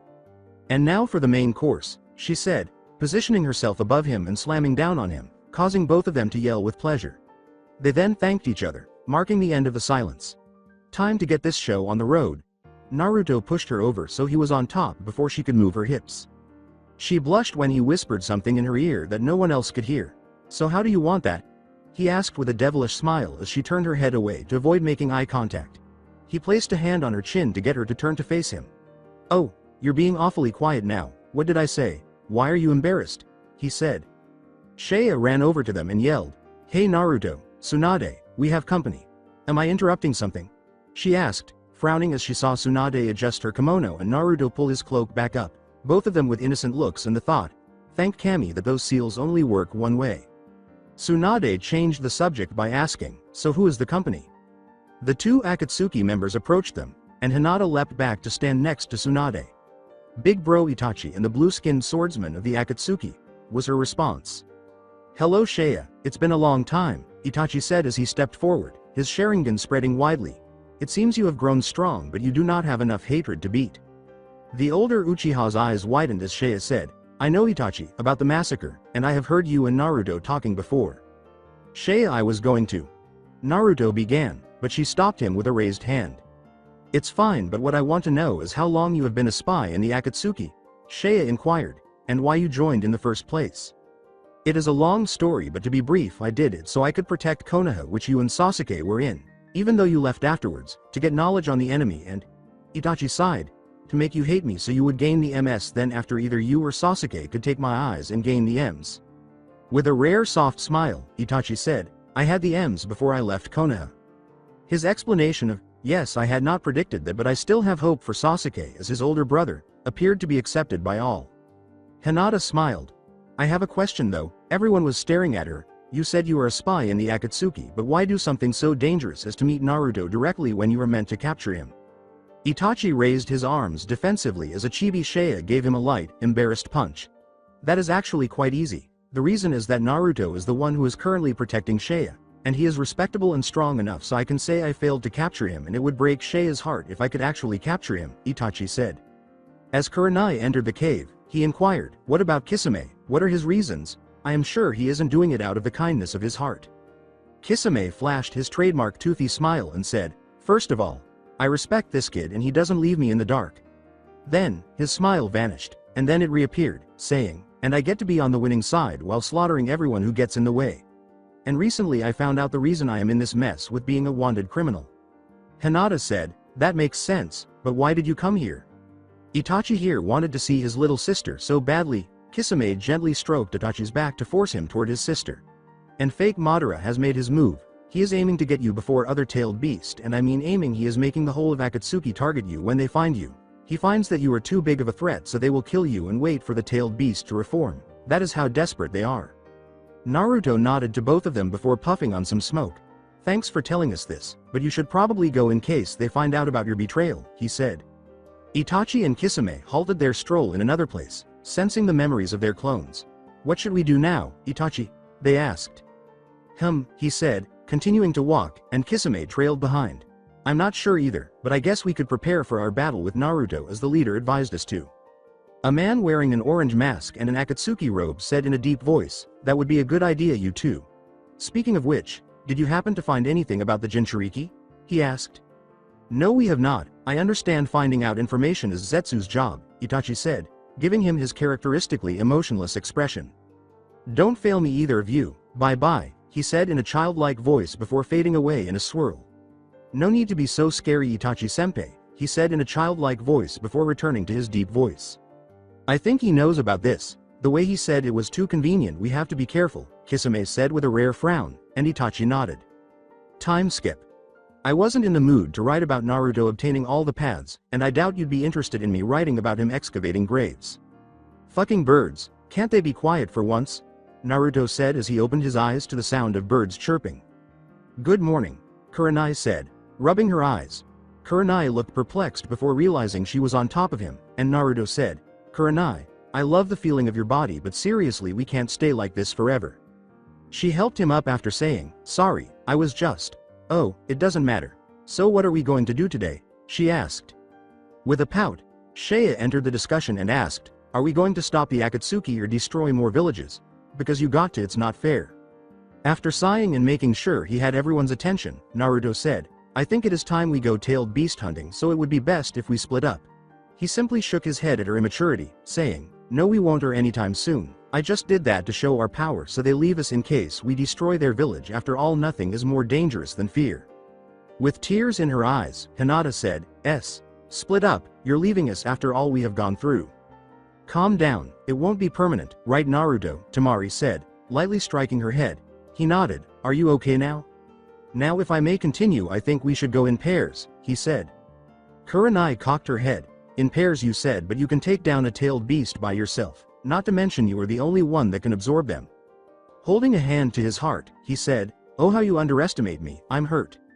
Tsunade rolled her eyes and struck him in the head, sending him face down on the floor. Now hurry and tell us or I am going to hit you again, she said. Stop being dramatic and tell us. After slowly getting up to irritate her, Naruto said, now to answer your question, with these, holding up several chakra rods. All you have to do is send a pulse of chakra in it, and I will come as fast as I can, he said. Wouldn't it be easier if we came to you because you might have to go in multiple directions at once? Replied Temari. With a deadpan expression on her face, Hinata said, yeah, did you not think that all of us captured a tailed beast at the same time, so did you expect us to hold them down for let's say a month? In response to their perplexity, he shook his head and said, of course not, you should only have to wait a minute or two. Remember, you can reverse summon me because of our contracts, then I can summon myself back to where I was with my paths, he said. So when you ask us to send a pulse of chakra, it is to make sure we can summon you at that time. So if you send a pulse back we can summon you, but if you don't we can't. Kurenai was unsure. So what were the teams going to be then? Well Naruto, you and your paths will be one team because you are strong enough. Shea looked at him. Tsunade and Kurenai in one team, Hinata and Temari in the other, and finally me in the last team. She smiled knowingly. Are you sure that's a good idea? You will be by yourself. Naruto, I can get, not to mention he has his paths to help him, but you don't. Tsunade was worried. Shea looked up. Did you forget I can use my epic genjutsu on them long enough, so if Naruto's fighting I can wait, if that fails I can use Susanoo. Well that sorts that out, all we need to do is decide who is going after who. Naruto grinned. Everyone perspired as Hinata pulled a scroll from her sleeve and opened it, saying, you forgot the most important thing, Naruto. We need to have the same cloaks so we have a symbol like any other major ninja group. Why are you looking like that? You better not be thinking it is a terrible idea or anything, she said with a sly smile. Everyone nodded as Temari said, no, we weren't thinking anything like that, right guys? So let's try it on, shall we? Temari said, referring to the dark purple cloak that was knee-length and had a high collar. Tomo was on the collar and sleeves, and a diagram of Naruto's eye was on the back. Kurenai guessed, I assume these diagrams are present because it's Naruto's team, which caused Hinata to nod. The words, go on then try them on, came out of Hinata's glassy eyes. In the Leaf Village later, fully recovered from the destruction of the Sand Village, with the exception of those who were last minutely shielded by Gaara's sand shield, though they were still wounded by Naruto's tailed beast bomb, Kakashi questioned, Lord Hokage, what have you called our teams here for? Opening his sagging eye, Danzo saw 3 teams of Root Anbu, Asuma, Guy, and Team Kakashi, though some of the teams had replacements, like Sakura and Asuma being replaced by Root. I have called you here for one reason, and that is to eliminate or capture Naruto Senju, but his body must be returned to Konoha. Shikamaru said, bored, but we don't stand a chance against him and the group that follows him. True, none of you would survive, but my spies have confirmed they have split up into smaller groups for the time being, leaving Naruto and his puppets alone. Danzo reached into his computer and pulled out a document, and we have some help from Iwa and Kumo as part of a temporary alliance to take down these threats. Now follow the instructions on the scroll and complete the mission, you're dismissed. Somewhere else. A man in an orange mask and Akatsuki cloak said in a deep, authoritative voice to an orange-haired man with several piercings who also wore the Akatsuki cloak, it is time to act now, Pain. The Senju's team is gathering the tailed beasts, and we need to stop them and fast. Do you understand, Pain? What do you purpose, Madara? He can wipe out any of our teams, unless we all. Madara began to chuckle. You want all of us to confront him at once. And for me to get those eyes, if those eyes are as powerful as they seem, I won't have to steal Nagato's eyes. It is the only way for us to secure our victory. As a plant appeared out of the ground, Pain asked, and would you know where to find him? Ah, Zetsu, I need you too. Already done, Pain. I have found the person known as Naruto Senju, said Zetsu. He is heading towards the hidden cloud. Pain gave a nod. It's time for us all to gather the other members. With Naruto, as was customary in Kumo, he was now wearing a tiger mask and a henge of a Kumo Anbu. He was moving calmly through the village and was now on his way to a big chakra signature of the 2 tails. As he turned the corner, he noticed a woman with brown eyes and blonde hair pulled back in a ponytail. Her ninja outfit helped to conceal the large curves on her chest, but they still caught his attention. He was sickened by the woman's cries for, "Leave me alone already." as the ninja and civilians either ignored her or looked at her with disgust, or worse, threw rocks at her, which she was able to avoid or catch with ease. A civilian yelled, "Demon, we don't need you here," as a shinobi hurled a shuriken at her from behind. "What? How did you?" she asked, startled to see the shuriken still spinning but around Naruto's finger, but the pain never materialized despite her swiftly turning around and raising her arms in self-defense. He yelled, "Everyone, get on with your life and leave her alone." The group complained as some departed, while others remained. He turned his head and saw a wealthy man flaunting his wealth by showing off his jewelry. Most people think the man looks like a pig.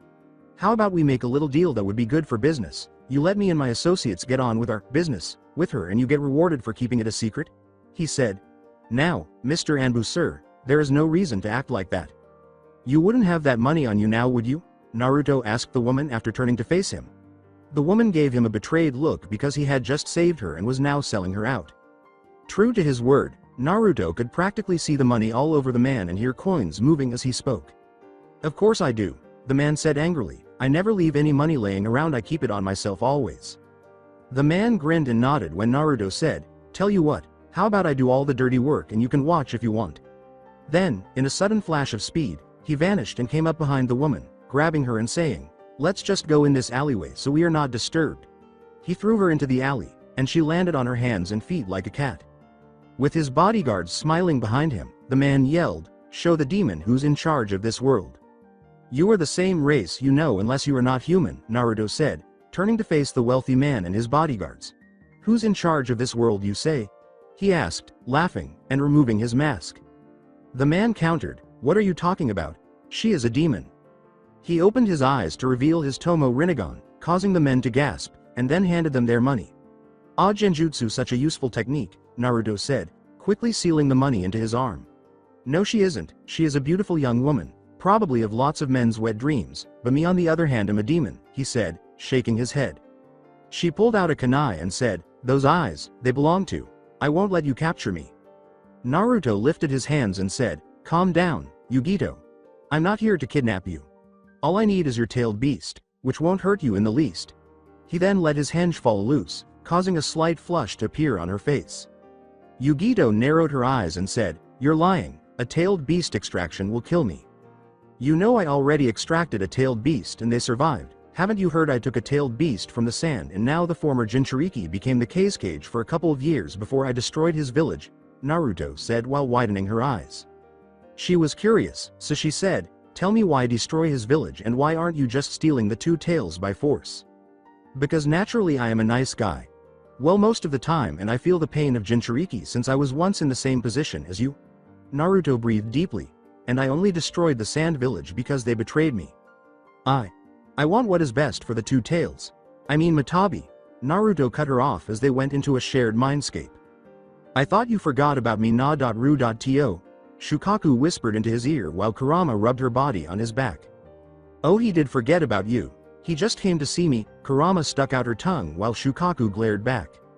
Naruto picked them up like they were little kids. "Look over there, we have company." "Oh," they both said quietly. "So Naruto, how does this work?" Yugito asked. "How do we move Matabi from me to you?" Pointing to a blue-haired woman with streaks of black at the tips, she wore a loose kimono which ended halfway to the knee to show her legs and bust. "Oh, all MFFT. Naruto's mouth was covered by tape. Matabi smirked. "I want to tell her how it happens. I have been waiting a long time for my kitten to make me grand kittens." Kurama quickly caught on to Matabi. "Yes, for Naruto to take my little sister from you, you need to make a connection with him." Shukaku nodded. "Yes, you have to connect to him depending on what nature we have. For example, he had to connect with my first Jinchuriki using blood because I always wanted people's blood." "Oh, I get it. So what do you want, Matabi?" Yugito asked the two tails, who then returned a look. "Oh yeah, you want grand kittens?" Yugito looked passive as she was face to face with him. They never moved for a minute until Yugito put his hand in his underwear. Good size," she muttered while moving her hand a bit more roughly. It was completely silent for a moment before Matabi burst out with tears in her eyes. "I have taught you well, Yugito, and you grow up so fast." MFFT, Naruto moaned and fell into her touch. "Just bear with it, Naruto, this is the only way for you to extract Matabi." She looked at the others. "Can you hold him down? It seems he doesn't so sure about this." They looked at each other before at him. "Sure." They gave an evil stare at him and forced him to lie on the ground, and with a click of their fingers everyone in the mindscape was naked. You have got to love the power of your mindscape. Go on Yugito, have a seat right here, Shukaku said, making him fully hard. With pleasure. Yugito hit on herself for saying the pun before forcing herself down on his dick. Holy shit, you're big for a little man. Naruto finally managed to get the tape off his mouth. Hey, I'm taller and maybe older than you, so why am I the little man? Because you will do anything I say. He shook his head in disagreement. She grinned. Oh really? Oh Yugito. He said in a daze. See, I can control you through pleasure after all I was taught by the master. Matabi puffed out her chest in pride at Yugito's comment. Yeah, but still you don't have to do it, you know. I can extract Matabi with a click of my fingers, Naruto stated. I don't care, I'm still going to do this because you are the only guy that has given me respect, and funny enough, you were the one who approached me, but I was the one wanting to get in your pants, Yugito smiled. Oh fuck me. Don't worry, we all will write you free. Hell yes. They all shouted while Naruto slapped himself for saying that. Come back na.ru.to, I have a present for you, Matabi shouted as she chased after Naruto. He just looked back at the naked cat in human form. Naruto ran faster. I got you. Yugito pounced on his back, stopping his movements. Kurama tackled them to the ground. You can't outwit us. She placed a few kisses on his chest. Shukaku knelt beside his hard member and said, I'll show you my ultimate move now, Naruto. Sand coffin. While she wrapped her breasts around his dick, Naruto blinked. In order to make him arch back from the pleasure and release his load all over her face, she used all of her strength to squeeze her breasts together in a sand burial pose. Shukaku began using her fingers to remove Naruto's sperm from her face before putting it in her mouth. Why are you staring at me like that? Yugito was shocked and said, Why you made n Naruto komai in 5s seconds, it's impossible. Mistress Shukaku, please tell us your secret, Kurama and Matabi bowed. Sorry, it was just pure skill, Shukaku said, laughing and covering her mouth with her hand. Yugito remarked, you kind of destroyed him, observing Naruto, who appeared to have been undergoing guys training continuously for 2 weeks. After exchanging glances, Kurama and Matabi punched Shukaku in the face, sending her flying in a spectacular fashion. You idiot, you ruined our fun. Away from Mindscape, after falling onto his back, Yugito threw himself on him, and Naruto let out a painful wheeze. Naruto or Yua. Demon attack. Yugito saw a crowd of ninja and civilians when he looked up. Look what she is doing to that poor boy. Let him go now, demon. She yelled back, I'm helping him, and at that moment, Naruto began coughing up blood. Naruto. Doesn't look that way to us. 7 ninjas approached her with lust and pure malice, saying, Save the child and capture her, we will teach her a lesson. Let's go, they hurried toward her. After picking Naruto up and placing him on her back, Yugito leapt away. I will protect you, Naruto. It doesn't matter why he is coughing up blood. Her assailants threw kunai, which she avoided. She demonstrated some hand signals, saying, Fire style Echidna flame bomb, and then she exhaled blue fire at them. I won't let you hurt him. Lightning style. False darkness. They all yelled, hurling a huge lightning bolt in her direction. I'm sorry, Naruto, I failed, she said, closing her eyes as the lightning passed straight through her firebomb. Hey, don't worry guys, I'm sure everyone will understand why we needed to destroy a house or two, the lightning bolt said, causing a massive explosion. One of them approached Naruto in his prone position and said, I bet there will be a reward waiting for us. Sorry mate, but your death was necessary to kill the demon. What is going on here? Was a loud voice that terrified them to their core. The Raikage, who sounded angry about something, was the one who spoke. His gaze swept over the scene before settling on Yugito's wounds. Knowing how protective the Raikage was of his Jinchuriki, they immediately pointed to Naruto as he stood up when he yelled, Who did this to her? You dared to hurt her? The Raikage said, lifting Naruto by the throat before he could orient himself. Crap, I can't use chakra right now because my chakra coils are being adjusted so Matabi can be successfully sealed, Naruto said, staring the man in the eyes. The words, I didn't hurt her, made his eyes briefly glow red. Naruto released the Raikage by punching his wrist. Then, as the man was engulfed in lightning, Naruto leapt back. A dark, skinned man with a big sword on his back landed next to the Raikage and said, Hey boss, be careful, those eyes that define him, he is the one who destroyed the sand village. He hurried forward, elbowing Naruto into the streets below, saying, Is he now? Too bad for him as it seems he is badly injured. The Raikage went after Naruto and punched him in the chest, destroying the ground and his ribs in the process. I will deal with him. Check if Yugito is alright, the Raikage said. He raised Naruto high and said, I am impressed you are still alive but not for long. Then he slammed Naruto to the ground with a Liger Bomb. 2 clones were created from the blood that Naruto spat out, saying, I guess I made it just in time. He removed 2 chakra rods with tags on them and said, I can use my chakra again, so let me try a little experiment. After struggling to stand up due to excruciating pain, Naruto inserted the chakra rods into his clones' heads. The chakra rods then appeared to be absorbed into the clones, eliminating any evidence of them, and he fell to the ground. The Raikage questioned, What are you doing? Are you trying to kill your own clones? Naruto grinned. As the clones appeared to change shape, Naruto yelled, Ha, and laughed, It's over for you, Raikage. That's right Naruto, because we will protect you. No one can stop us. Unaware that the 2 clones were the 2-tailed beasts Shukaku and Kurama, the Raikage watched with interest as they transformed into 2 women. Since they were still wearing Naruto's cloned clothing, Shukaku remarked, You know Naruto, your clothes are awfully tight even when adjusted to my size, and the 2 of them smiled that they could fight. Angry that her clothes didn't feel tight around her bust, Kurama yelled, Shut up. Shukaku regarded her strangely and said, Even though it might be difficult for us to win this fight, since we are not in our real bodies we do not have full power, along with the weaknesses of this technique. Hey Kurama, can you hold them off for a bit so I can help Naruto? Shukaku nodded. Kurama also nodded. Take this, Kurama said, inhaling deeply before releasing a stream of flames that appeared to be roughly a B-class jutsu. In the meantime, Shukaku lifted Naruto and herself into the air using sand. I will save you, Naruto, they both thought at once. Somewhere else, 9 people wearing the same cloak stood behind an orange-haired man wearing a black cloak with red clouds on a mountain. The one known as Naruto Senju is in sight. We will strike when he is out of Kumo to get rid of any interference. Behind him, the 7 saluted, Yes, Lord Pain. With Naruto again. The words, This is going to hurt, please forgive me, were spoken as Shukaku covered Naruto in sand. His bones began to crack back into place as the sand got to work. Every time a bone was inserted, a grinding sound was produced, and Naruto's agonized exclamations echoed into everyone's ears, turning some of the less experienced people green. Kurama put on her 8-tail cloak and said, You will pay for what you did to Naruto. The Raikage charged more lightning and made his hair spike up, saying, No I won't, but you will for ruining the peace and hurting my ninja. There were other ninjas on nearby rooftops, but none dared to enter and obstruct the enraged Raikage. They gazed at one another for a moment before Kurama rushed forward at a tremendous pace, and A did the same. Both struck each other in the fist, sending lightning and demonic chakra flying in a shockwave. Kurama grabbed A's fist and said, You are good, but you don't stand a chance. His eyes widened as Kurama's tails wrapped around his arm after he gave her an uppercut, but something stopped his arm.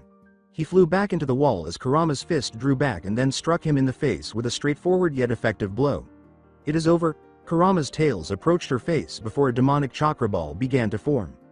Not while I can still move, it will never be over, lightning chop of pain, was the phrase that Karate used to cut her neck with enough force to halt her attack and send her to the ground. And now, drop kick of thunder, he said, leaping over her and slamming his foot down, crushing Kurama's face and making a crater. A ninja yelled, Excellent work, Lord Raikage. Not yet, C, who was blonde and dressed in Kumo's Jonin attire, landed next to him. That was a clone. She is over there, he said. What a shame you ruined my fun. Oh well, time to die, Kurama said as she merged out of a wall, creating another ball of demonic chakra and swallowing it. Your choice, Raikage. Sacrifice you ninja to hit me or save them and sacrifice yourself, she said, smiling before pointing it at the ninja group. She spat out the tailed beast bomb at the group after her cheeks swelled. As Raikage, I will not permit you to harm my village or its inhabitants. A leapt in front of the bomb and employed his most powerful weapon, the ultimate spear, which he inherited from his father. The area was covered in smoke when the two collided, and A was hurled out of it with injuries and ripped clothing, but he was surprisingly still conscious. Shukaku appeared impressed and showed some respect for the Raikage, but Kurama yelled, How did you even survive? Naruto sat up abruptly and then grabbed his ribs, saying, That was sore. He was pushed back down by Shukaku. Shukaku looked down from the flying sand and yelled, Kurama, it's time to go, come on. To her rival and friend. Stay there or your ribs might break again. She gave a nod before they all vanished, Kurama in a whirl of flames and Shukaku and Naruto in a whirl of sand. Away from Kumo. Shukaku sighed with relief, Naruto, you gave us a scare. That was a close call. Kurama said, Yeah, don't do that again. Naruto muttered, I'm sorry it won't happen again, as his throat hurt from all the grunts he had made. A man with orange hair stepped forward and said, we are Pain, a god on earth, and we have come for the tailed beasts. You shouldn't make promises you can't keep. Behind him, a bald person and 4 more with orange hair appeared. The Rinnegan. Shukaku squinted, and 7 more ninja materialized all around them. A man with silver hair yelled, you fucking bastard, this is where you will die. Know now that I am better, it will be you who dies, Naruto said, laughing as he stood up and performed a series of hand signals before calling forth 6 figures. I would like you to meet my paths, Pain, since you showed me yours. Here are some you may know of: Kushina Uzumaki, Deidara, Makoto Uchiha, Hanzo, Mito Uzumaki, and Hisashi Hyuga, said 6 figures who were dressed similarly to Naruto.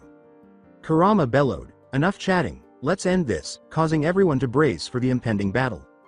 The Akatsuki returned the gaze, and Naruto and his paths did the same. The orange-haired man assured Naruto that he was the leader, saying, I will take care of his paths. Konan, Madara, take down Naruto and the rest of you destroy his reinforcements. With his eyes locked with pains, Naruto said, tell me why you fight, when you stand no chance against me. Hidan leapt, launching his scythe forward, but was stopped by Sand. Shut your mouth, I'll rip you a fucking part. As she and the other paths engaged Pain, Kushina yelled, let's fight, you know. Shukaku battled Kakuzu and Hidan, while Kurama faced off against Itachi and Kisame. Hey Itachi, Kisame, how about a little help? Naruto grinned, but the two disregarded him and carried on attacking Kurama. Behind his mask, Madara chuckled, asking, what is so funny? His Sharingan shone through the gap in his mask, saying, I have the visual prowess of Shisui's eye. They're no longer on your side. He continued to chuckle. Itachi was very secretive having that eye, but in the end, I still got it, and the same could be said with you and the tailed beasts. The clones used for Kurama and Shukaku don't have much time left, and it appears that their paths simply cancel each other out, and I'm still hurt. Fuck, what will I do? When Naruto formed a wood-style a deep forest embrace, with his hands, the branches grabbed Konan, but Madara easily passed through them. Then, in order to get away, Konan transformed into shuriken and paper. Well, it would appear that in order to ensure my victory, I would have to either destroy the Diva Path or this man in a mask. To avoid the shuriken, he leapt back. As her upper body formed, the rest transformed into wings, and Konan said, give yourself up, Jinchuriki. You will not win against us. We have Pain. He is God. The expression, so he is God, well I guess I have surpassed God, how lucky of me, appears on Naruto's face. So tell me, why don't you follow me? We both want the tailed beasts. Madara smiled behind his mask. Naruto hurled a paper bomb at him, saying, you want an alliance? Are you retarded or what? We are enemies. Naruto sighed and shook his head at Madara's pitiful attempt, saying, just think about it, with our power combined, we will be unstoppable, anything will be ours for the taking. With a alliance denied gesture, Naruto lifted his hand and sent Madara flying into some trees after a chakra pulse struck him squarely in the stomach. Madara was fuming inside because his intangibility was failing. Let's end this. Oh crap, I nearly forgot about you. Look at that scratch you put on me, he said. As a huge paper shuriken appeared over her, she raised her hand and said, I'll do more than scratches on you. As Madara extinguished a fire dragon, Konan hurled the shuriken and was hurriedly constructing another one. If you want to kill me, then you have to be at least 100 times stronger, little angel, laughed Naruto. Her techniques are a bit annoying, but they don't have much attacking power, he said, sliding under the attacks before kicking Konan back. I need to use my yin and yang chakra, but I haven't mastered them, he said, casting a sidelong glance at Madara. His techniques are very bothersome. 5 minutes later, Naruto was gasping for air because he had expended most of his energy on previous battles. Madara had had his cloak torn off and the top half of his mask broken, while Konan had been knocked unconscious. His right arm had been ripped off, and his left Sharingan had turned white and closed. With trees encircling him, Naruto grinned and said, it is over, Madara. I seen it, on my last 2 attacks you have had to dodge them, while before you went through them. It was true, it seems it is over, as Madara struggled to move as the trees grew tighter. With a chakra rod at his side, Naruto squinted at him and prepared to die by stabbing him. Then Naruto collapsed to his knees, clutching his chest and exclaiming, what did you do? As he coughed up blood. I did nothing, he did. Madara collapsed to the ground as the trees broke down. The Akatsuki smirked as Naruto's group appeared shocked, and Naruto turned to see that everyone had ceased fighting. With a spike through his chest and black skin with a white skeleton on it, Hidan yelled, "Ha ha ha! I will sacrifice you to Lord Jashin." The same paper shuriken that had cut Naruto was lying on the ground next to him, and his eyes widened. Kurama and Shukaku's clones were destroyed in the shock of the wound. As "feel pain" was uttered, Naruto hurled several chakra rods at Hidan before collapsing to the ground. Pain said, "Finally the Jinchuriki will be captured," as Naruto's pads appeared to collapse to the ground, presumably due to unconsciousness. The Akatsuki swiftly stabbed the pads as they approached Naruto. A force struck all of the Akatsuki away as Kakuzu was ready to pick him up, saying, "I will not die." Universal Demise, the ultimate move of the Rinnegan, Naruto yelled, slamming his hands together. "In other words, I have created a black hole so strong it absorbed its own color," Naruto said as he opened his hands and a transparent orb shot into the sky. As the orb appeared to shatter, Naruto let out a wild laugh. "What?" Behind him, Madara laughed and jabbed Naruto with a chakra rod, saying, "Your eyes are strong, but mine were faster." Naruto's eye was heavily bleeding. After that, Naruto collapsed to the ground, unconscious.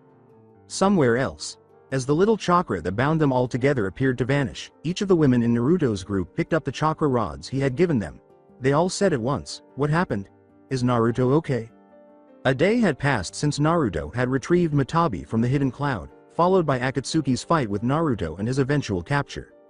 At the moment, the Raikage was standing above a few unnamed shinobi who were kneeling and crying in terror. The room was filled with the Raikage's rage, which was evident on his face. "So my little shinobi think it is good to attack a member of this village for her burden, and then they have the audacity to lie straight to my face, and after that blame an innocent man to our village." The Raikage took hold of the man's neck and raised him into the air. "We are not sorry, sir, this was for the good of the—" The man's neck broke under the force of the command, "Die you insolent fool. And we'll dispose of this body and the rest of these traitors." "Yo, that was a bit rough, bro," the killer bee said. "So Yugito, are you ready to go? Save the man of your dreams before bro screams."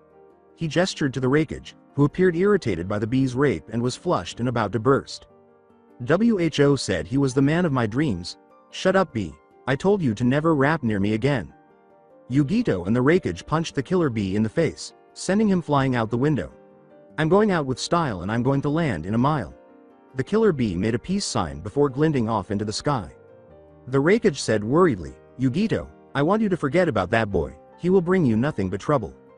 "No, he is the only person who treated me normally except you and B. Everyone else either hates me or stays away from me. Not to mention, there are things you can only talk about some things to people your own age," she said, clenching her fists.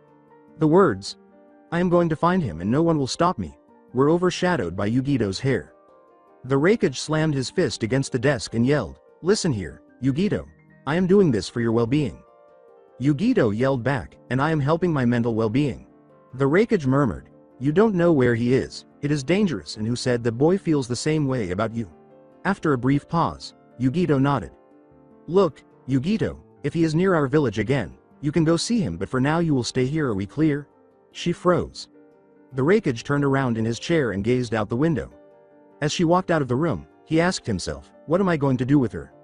Skipping time. 4 days had passed since then, and for some reason, Hinata and Temari were rushing in Naruto's direction since they were unable to call him back. Fortunately, Hinata was able to see the chakra emanating from the chakra rod he provided, allowing them to sprint to the spot. Hinata sped up and said, "He is 100 meters away," but she stopped. Temari's question was bewildered. "What's wrong, Hinata?" Hinata assumed a combat stance and said, "Up there, you can't hide from me, show yourself." Madara walked out from the tree to the branch and said, "I guess I can't hide from the Byakugan." They both squinted their eyes and said, "You are a little late, it is all over for him. Are you looking for your little Naruto?" Temari pulled out her war fan and said, "You can't beat Naruto. I may have not known him for long, but I know he can beat someone of your level." Madara laughed. "Of course I don't have a chance one-on-one, but with the full power of the Akatsuki, not even his power could save him. He is still alive right now, but he will die soon. We have extracted all the tailed beasts from him. Only his Senju body is keeping him alive for now," Madara said, his Sharingan glowing in the darkness. "And now I have it, the ultimate power." Madara began to take off his mask. He opened his left eye to reveal the Tomo Rinnegan, but it was now purple. Hinata collapsed to her knees, saying, "Naruto can't be beaten, it's not true." Madara raised his hand to Hinata and said, "Almighty push," saying, "Time to test this eye out then." I guess I will need some practice to use this eye effectively, was the only thing that occurred. He grinned and said, I will be back with the full power of this eye, Kamui, before vanishing in a swirl as he gazed at their forms in desperation. After biting into Naruto's blood and cells, a tiny white snake rushed out of his body and vanished into thin air. You did well, Zetsu, very well indeed, Naruto sighed. Zetsu rose from the ground. I did what was necessary, nothing more. Yeah, it's awesome, even though it was only a fraction of your power. You do not need to tell him about his own power, he is well aware of it. Naruto said while leaning on a rock, to be honest Zetsu, I should be complimenting you. To be able to copy my power to such degree.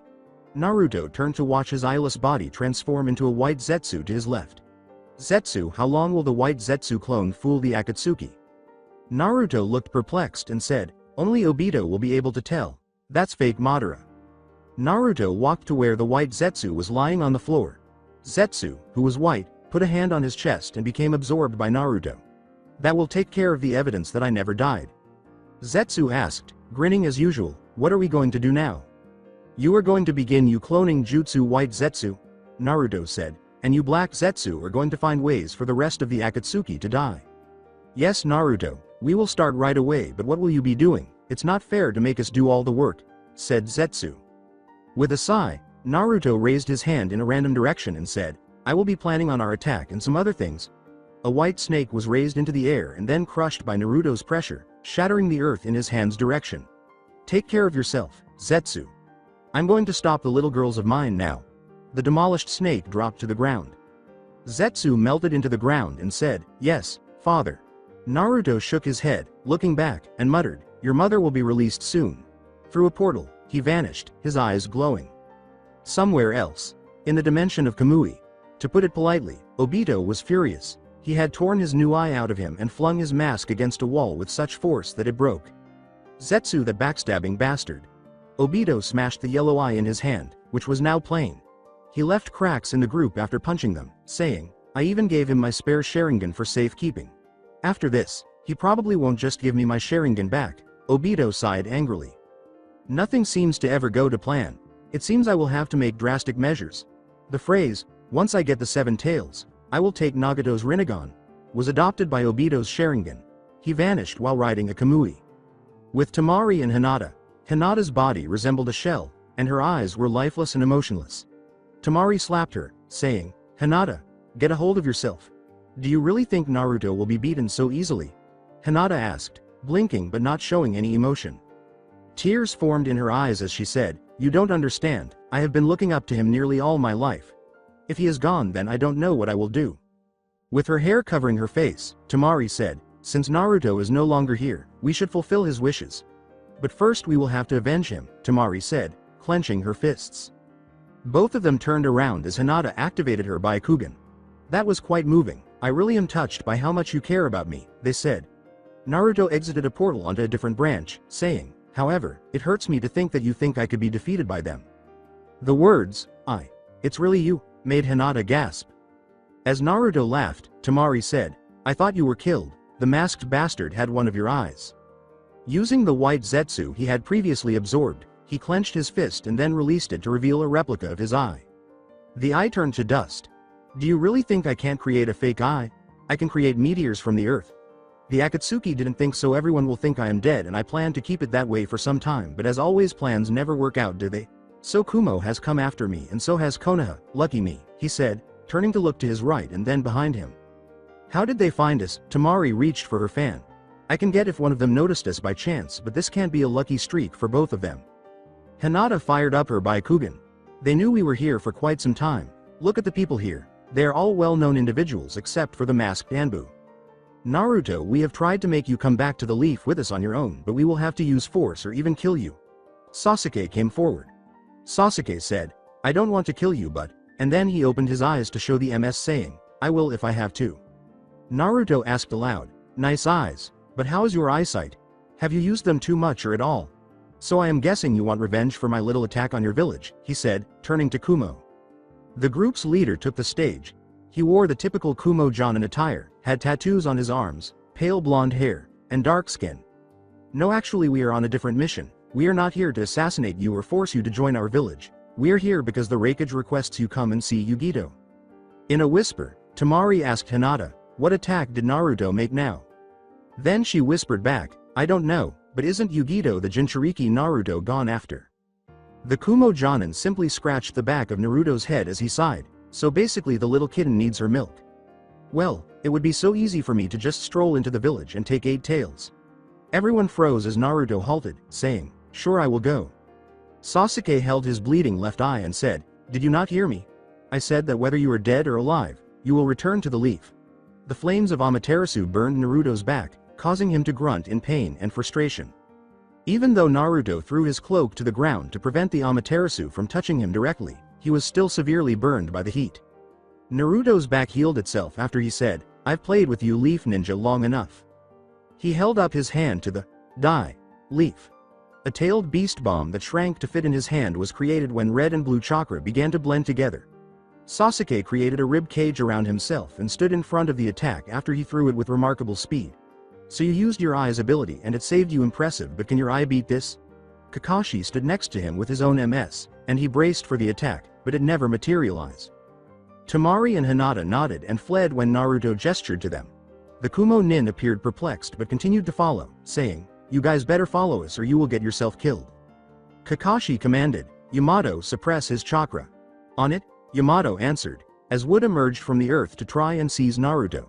He is too strong, I can't get a hold of him, Naruto yelled, shattering the wood with his enforced chakra. Naruto chuckled and said, true, you will never get me with such a weak jutsu. Stop fighting us, Naruto, Sai yelled, his fists clenched.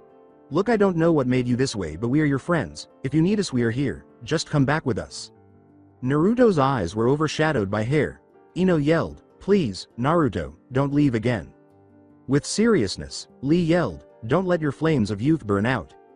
Everyone tried to speak to Naruto, but he remained silent and his hair blocked everyone's view of his face. With a low, gloomy laugh, Naruto burst out laughing like a madman. Naruto smiled and flashed his teeth, saying, you are all idiots. Why would I ever need your help or friendship? I don't like anything about you guys and you know nothing about me, Naruto grunted. And what help could you possibly be to me when I have all this power? Sasuke said, you don't have true power, Naruto, while Naruto gave him a fierce look. All your power is that of the tailed beasts. Without it you would have been dead already. Such arrogance, you cannot say that when you would already be dead if it weren't for your Sharingan, Naruto said with a sigh. Naruto put his hands together in a wood style, a true several thousand hands gesture, saying, I think it is time to show you my true power, if you are so interested. The size of the wood style that Naruto produced left everyone speechless. Naruto was standing atop a massive wooden statue that was twice as big as any tailed beast and had 1,000 long arms with hands protruding from the back. He smirked when he saw their hesitation and asked, now, how will you defend against this, or will you run like leaves on the wind?